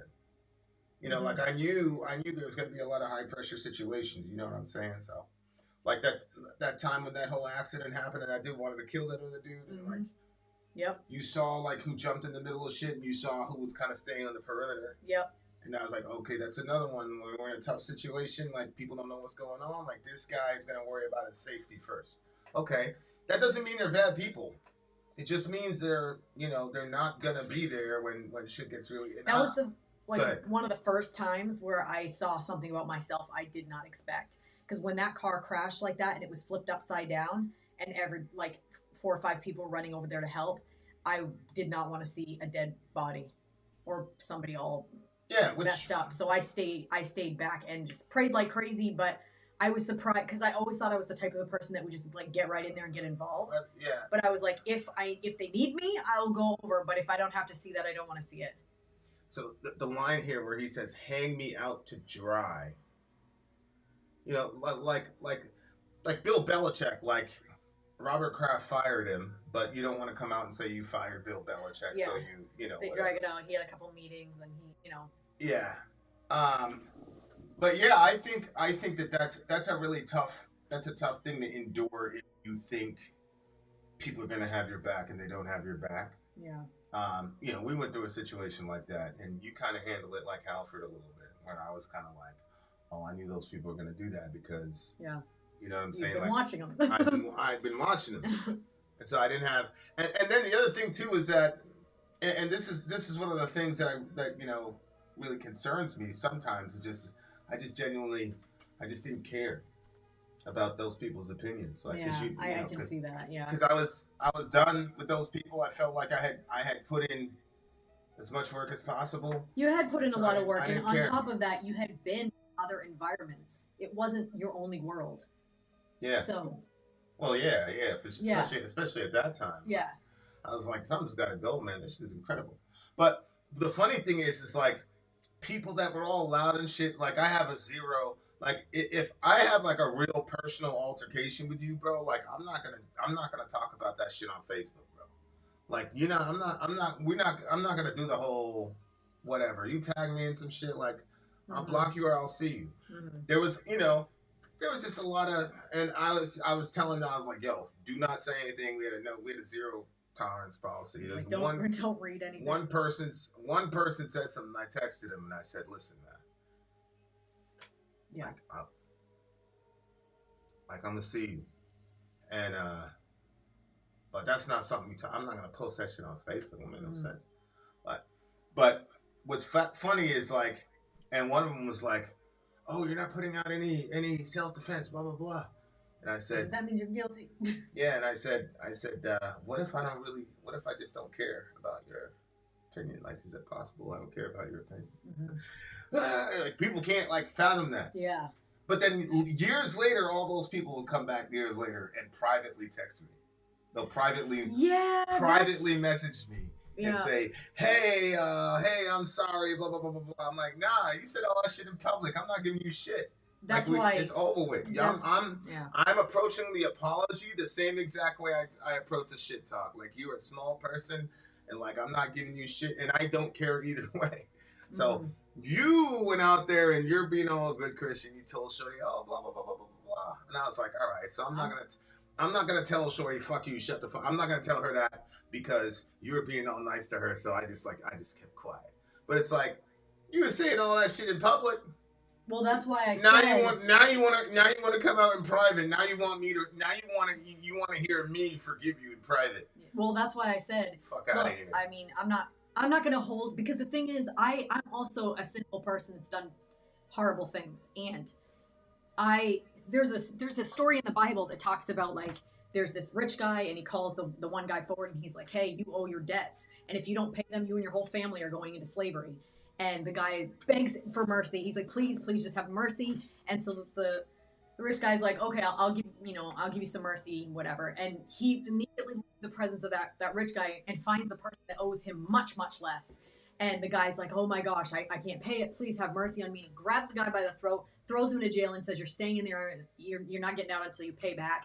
And then obviously people around were like, yo. And so they went back and told the original guy. And when they did, he was like, that's when that guy gets thrown into jail, and he said, you're not getting out until you pay every last penny. And it says, it's basically, kind of compares that to us with God. And there's also a verse that says, how many times am I supposed to forgive somebody? 7 times? And then it says 70 times 7. Like we're supposed to. I didn't say anything. Well, when I'm just giving my logic for why I did it. And when I said it to her, I just said, listen, I don't know what you said about me or anybody else or who you said it to. You got to make it that right. I was letting her know, like, don't just come say sorry to me. Go fix what you've done over there, But I'm not going to withhold forgiveness. Yeah, but no. The text says, "Forgive your brother from your heart." Look, I got that girl a job. You went above and beyond for her. Even more than that, yeah. Oh, so, I know. So I don't need to. I don't need to tell her all that. It says, "Forgive her from your heart," and I don't hold nothing. But see, my thing is,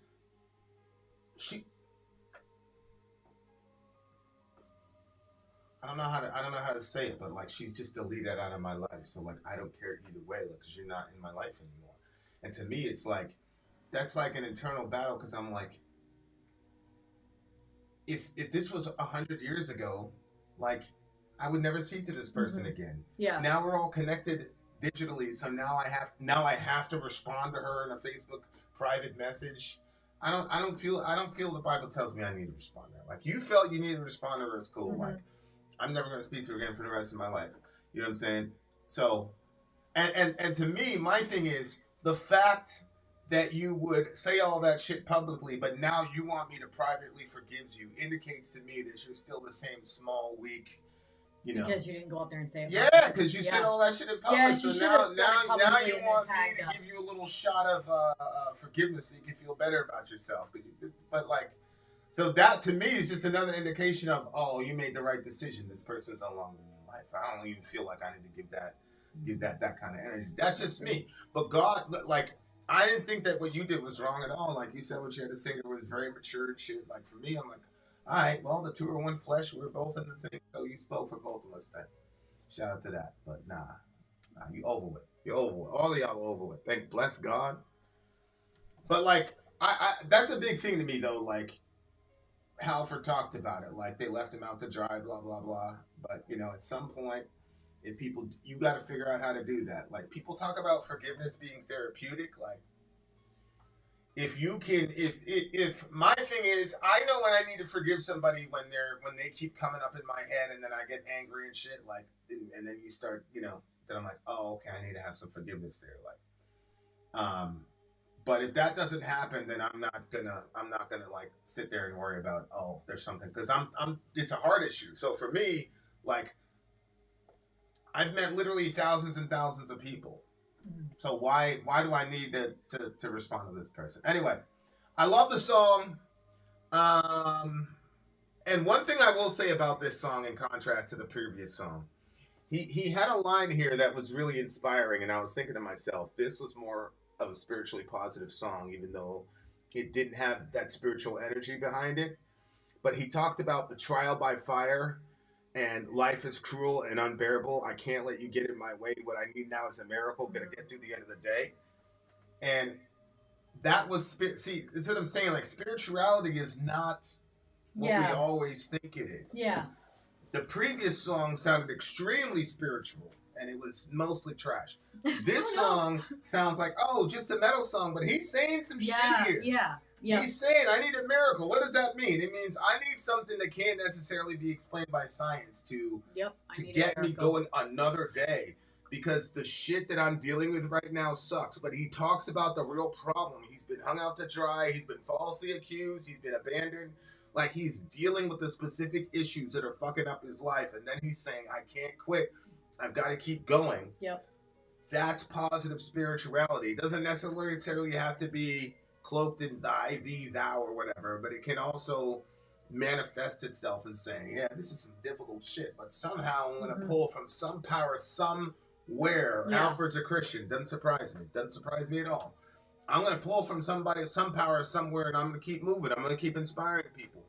And you know what? Whether or not that kid killed himself because of Halford, I'll say this, I guarantee you that when this is all over and Halford has to answer for his music, she's going to be like, here you go. There'll be like 7,000 people over there. Halford's going to be like, who are these people? And she's going to say, these are all the people that were going to jump off a bridge or run their car into a wall and all the rest of it, but they didn't because you sang your ass off and pranced around on the stage. Go say hi to your friends. I truly believe that. That's how this shit works. That's how it works. If we're going to jump on the metalheads for the times that they put all the nasty, toxic shit into there, we also got to give them their credit. Jesus doesn't miss anything. Yep. Just like he said, all careless words will be talked to. That means every purposeful word you're going to get credit for as well. I love this song. It was really inspiring. 9.7. We're not going to give up. We're not going to quit. We're going to acknowledge that we're hurt, and we're going to keep it pushing, dear listener. 9.6. What'd you give it? 9.3. We got one more song, dear listener. One more song. And then we're going to get out of here. We've been rambling for hours here. You guys have been doing a really great job hanging out with us. We got one more for you beautiful people. Everybody say goodbye to Control Over Minds, one of our good friends on the channel, all the way from Europe. All the way from Europe. Commercial break, we'll be right back.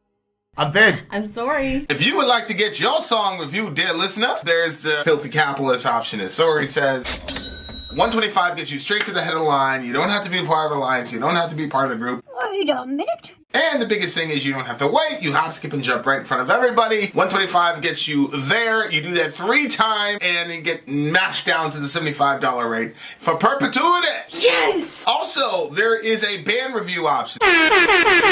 So if you've got a band and you're trying to get your band some exposure, hit me up at vinsori@gmail.com, and I'll show you the details about how to pull that off. You can also jump on Patreon, and there is a option on the tiers to be able to get your band reviewed. Obviously, we can't lie to you, so we can't guarantee a positive review. Get what you get. It's just rubbish. Rubbish. That's British for garbage. My favorite is a community option. $1 at the gate gets you in at Patreon. You get to join an alliance. The alliance joins their points together, and that helps determine what songs that we do. The alliances hang out on Discord. Message me on Patreon to get the link. They do all kinds of other cool things. They do Minecraft, Dungeons and Dragons. Yeah. It's really a community within the community. Anybody can go in the village, facebook.com/Vin and Sori. There's 160,000+ people on the channel. What's cool about the Discord is that it offers a real opportunity for community connection, friendship, that type of thing. And it's on Discord, so if you're not a Facebook person, it's for you. You start off at $1. Right. Plus you get exclusives. Sori and I are working on a song. So the first 15 seconds of that was on Patreon. Also, at $15 tier and above, when we actually debut the video, they're going to be there live with us. There you are, dear listener. Buy our merch. Buy our merch indeed. And how shall lead them? To buy our merch. Yes, dear listener. We're at the end of Vindensang. We're at the end of the mega ultimate stream from the Imperishable Flames. We have one more song for this, and the name of the song is... It's by Chelsea Wolfe, and the name of the song is Dusk. Dusk is the name of the song. Chelsea Wolfe is an American singer-songwriter who started her career in 2009. You've actually heard her before in the Collaborations Alliance stream, where we had the Blood Moon song from her collab album with Converge. This time I wanted you to hear her solo material. The song is from her upcoming 2024 in February album, She Reaches Out to She. Okay. She reaches out to she reaches out to she. What? She reaches out to she reaches out to she. Okay. She reaches out to she reaches out to she is the name of the record. This is really fascinating. Yeah. I am very interested in this. I'm going to see if that was just like a typo, like you know how he did it like maybe it was like double time. See what I'm saying? Mm-hmm. All right, let's check it out. This should be interesting. It should be very interesting. Let's see here. All right, dear listener, if you have not hit the like button, you need to do so now. Otherwise, I don't think we'll be able to hear the song.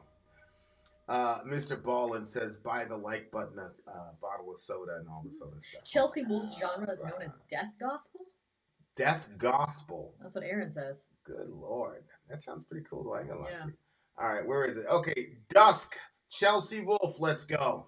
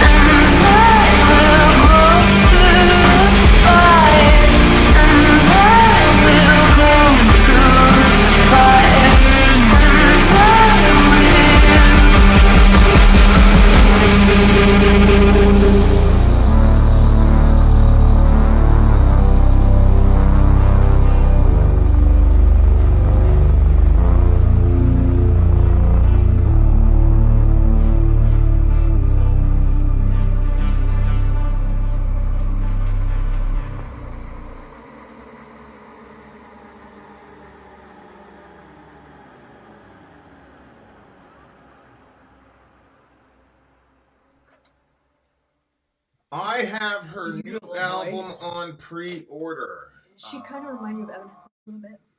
Not at all. Oh, really? The kind of ghostly part that she I hit? forgot the name of the band. She was vocally a lot more reserved than Amy was. Yeah. This reminded me of like this is a song you'd hear in like a 90s movie soundtrack. Not 96, 97, 98.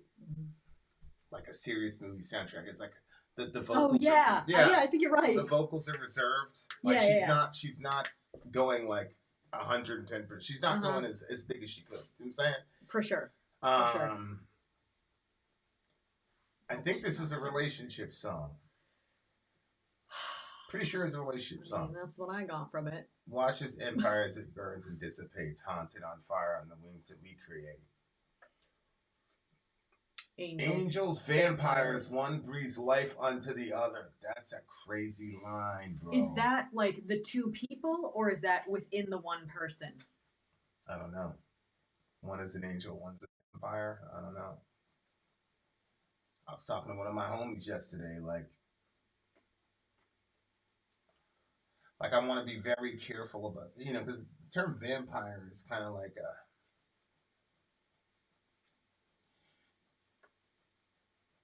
a pejorative term because it's a very parasitic type of relationship. You know what I'm saying? But from my vantage point, when I was talking to homie, I was like, the vampire thing popped in my head. I'm like, nah, I can't use that term because it's going to communicate the wrong kind of idea. But I'll just say this. Sometimes you catch people at a slice of their life when all they can give you is an asymmetric relationship, meaning it's one way. Like a vampire, it's a one-way relationship. A mosquito, it's a one-way relationship, right? And sometimes you catch people in a situation like that, and it doesn't mean that the person doing that to you is a bad person. It just means they're trying to survive, and at this point, they're convinced that leeching off of you is a way for them to survive. And so they're not bad for doing that. They're just trying to live. But what happens is if you're a caretaker, getting the vampire off of your neck, you end up feeling guilty for it. So that's why I tell people, like, you can never make any decisions about anything in life from fear, ego, or guilt. So if this girl's on your neck, bro, like, get her off. It doesn't mean you're a bad guy. Just like she's not a bad person for latching on to you. She's just trying to live. And you're doing this because you're trying to live. Like, it's the same thing. But that line is crazy there, though. Like, angels and vampires, that's crazy. Haunted on fire on the wings that we create. See, right there, I think, is the connection. Angels, vampires. So it's kind of like you kind of have one wing is an angel and the other wing is a vampire. See what I'm saying? So it's branded and baptized. Yeah. Yeah, tell that to the Twilight fans. One breathes life into the other. See, one wing brings life into the other. So because the angel side of the person, it allows you to, like, look away from the vampire side of the person. Because people are generally never only one thing. Right? So it's like, but people do that, like, when they're in unhealthy situations, they'll say all types of shit to justify staying in a situation they need to be out of. I did that shit like you wouldn't believe. There's all, like, people wonder all the time, like, why are people staying in these unhealthy relationships? This shit is not as easy as you think it is, bro. Like, that shit is difficult because you got to convince yourself that you deserve to have a sort of healthy kind of life. You see what I'm saying? Especially when you're raised in our culture on Twilight and on, what's the other one? Beauty and the Beast and all the rest of it, where you romanticize these. Like, I feel like after a certain point, relationships should not be so fucking laborious, bro. Yeah. Like, that's the thing. Like, can you continue my love? Call me back together because I'll run through this fire to get to you. It's like all this, like, where, like, I don't know, man. Like, it's like Colin says on the show, like, it should not be so hard, bro. Like, it should, like, you're dealing with two selfish people, self-oriented people initially. Like, I get it, like initially, but good night. Like, it should be a constant battle all the time. Like, Right. that's just not, it's just not healthy. Sharia law could solve these. And I give too much in my relationships, hopeless romantic.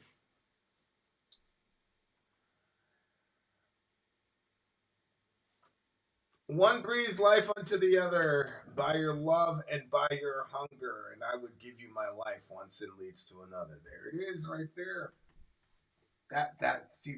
She's living in a real duality here with this dude, bro. Mm-hmm. You know, branded has a terrible connotation, but baptized has a good connotation. Mm-hmm. Angels is the good connotation, vampires is the bad connotation. So Love you see the and hunger. dualism. Mm-hmm. So he loves her, but he's also consuming her. I would give you my life. One sin leads to another, and I would go to the fire to get to you. See, one sin leads to another, and the next line is about going through fire. So it's like she knows that this is hell. Mm-hmm. Like, I don't think relationships are supposed to be hellish all the time. Yeah. But like shit like this gets romanticized for sure, and there is something very homely about somebody that's saying, "I'll be willing to go through the fire for you." Mm-hmm. But like, when you're about to peace out from your 30s, like that shit ain't. It's not as romantic, especially when you get kids in the middle of it. Yeah. Like this, I always call this like single people music. Like, you don't have any kids. So like you can play these games. You can do the up and down thing and the drama and all that. There's no kids involved. You get kids involved, man. You gotta grow past that shit, bro. You know what I'm saying? Like, there's gotta be a plan to like grow up and be an adult. You feel me?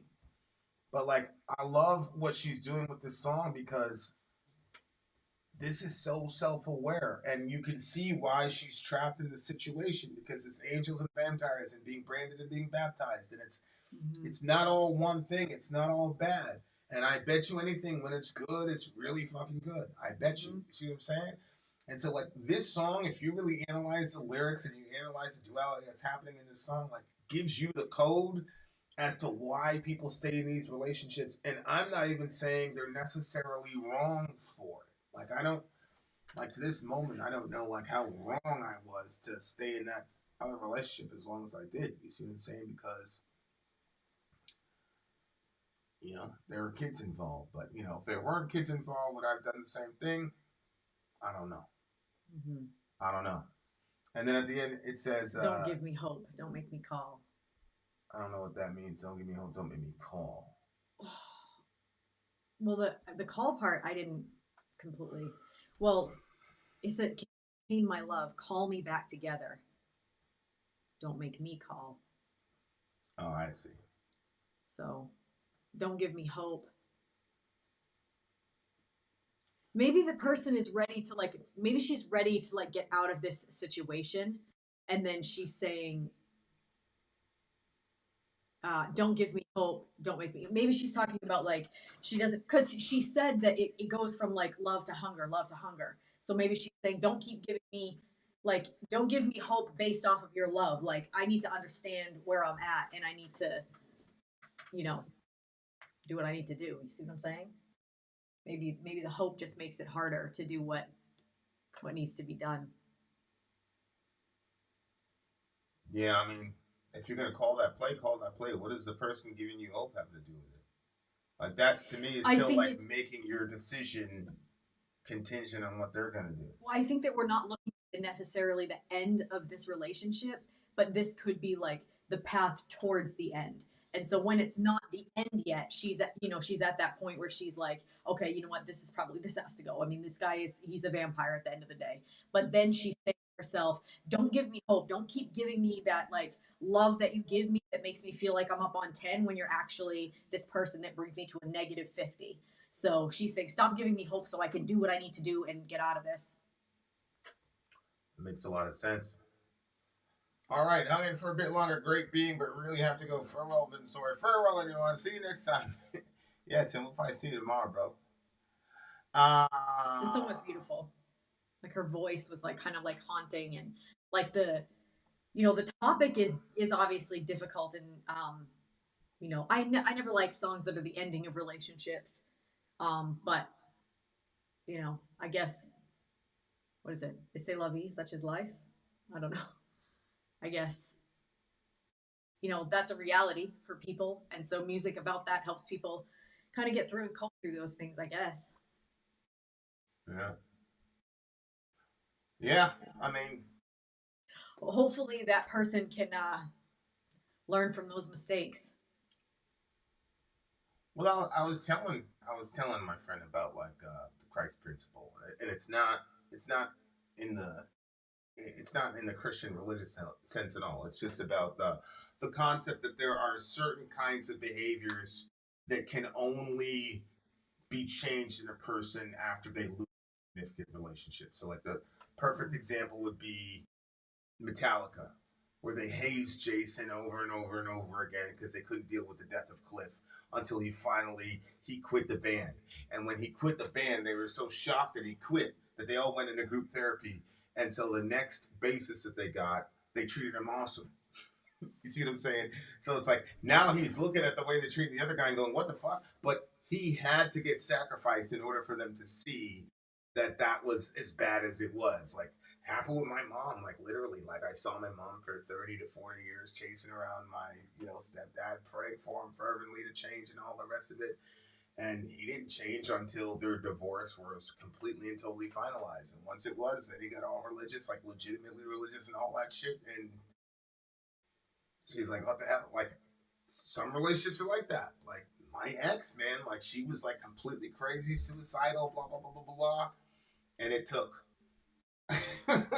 we're having a walk one time. She said, yeah, you know, I thought you were a dime a dozen. Like we literally had this conversation because Shorty's, it's all good. She's like, I literally thought you were a dime a dozen, but she's like, that's not really the case. That's not true. I said, oh, okay. She's like, I see it now. I'm like, yeah, but like, yeah, she's a completely different person now, but you know, like I had to get sacrificed for that to happen. So like, you know, there are certain like times when that's the case. You know what I'm saying? So it's like, but then you have to ask the question: if you truly love the person, does it matter that they couldn't change with you? Aren't you just happy that they changed? You know, and that's a deep question, man. But like, sometimes that's a raw reality, and a lot of people like they really believe in the fairy tale shit where it's like, oh, I'm gonna love this person and change him. It's like, yeah, you might love him and change him, but you might be the sacrificial lamb necessary. Like you might not enjoy any of that change. Like that's the reality. But the deeper question is, if you truly love that person and you want them to change for them first, then shouldn't you be happy? Regardless of whether or not you're reaping the benefits of a positive change. I mean, that's, to me, it's like the highest form of love, right? I'd hate to be someone's sacrifice, and I'd hate for you to be someone's sacrifice, Delaney, and that's one of the reasons why I try to give you as much game as possible about how dudes think and shit, so that, you know, you can Navigate some of that. get in there with and not let anybody pull the wool over your eyes. You're a pretty smart girl yourself, so you don't need me. I'm just saying.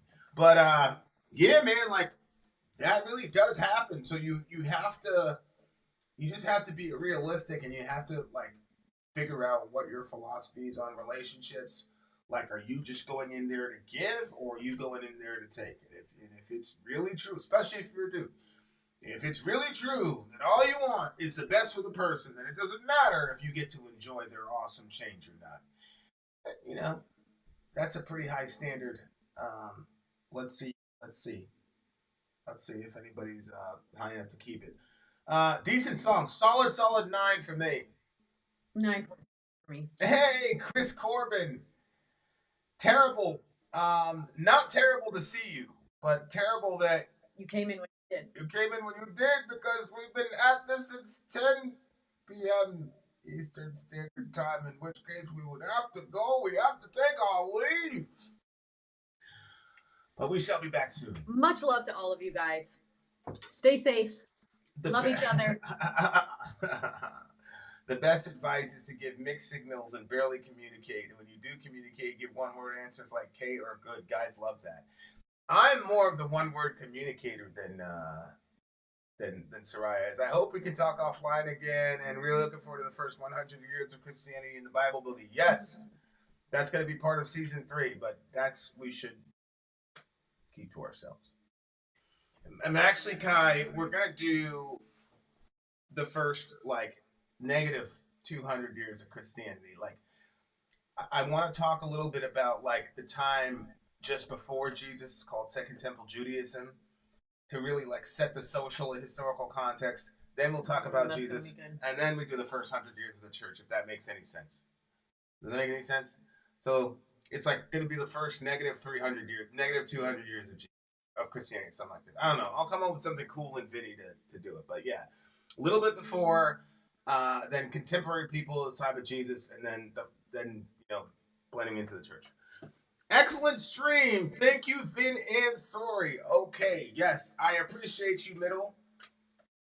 Thank you guys in the Imperishable Flames for being so freaking patient. You guys can tell. Some of you guys know the deets, others you do not. The ordeal is almost over. Don't worry about it. But thank you very, very much, Imperishable Flames, for being as patient as you were. And thank you guys, honestly, for bringing us some badass songs, man. You guys are killing shit. You're killing it. You really are. You guys are doing a really, really good job. So thank you guys so much. We very much enjoyed the stream. We very much Thanks for coming and hanging out with us. Needed the stream. We did. For sure. We did, 1,000%. We got heavy at points, but it is what it is. Yeah. All right, you beautiful people. We out of here. Vin out. Sorry out. Gone.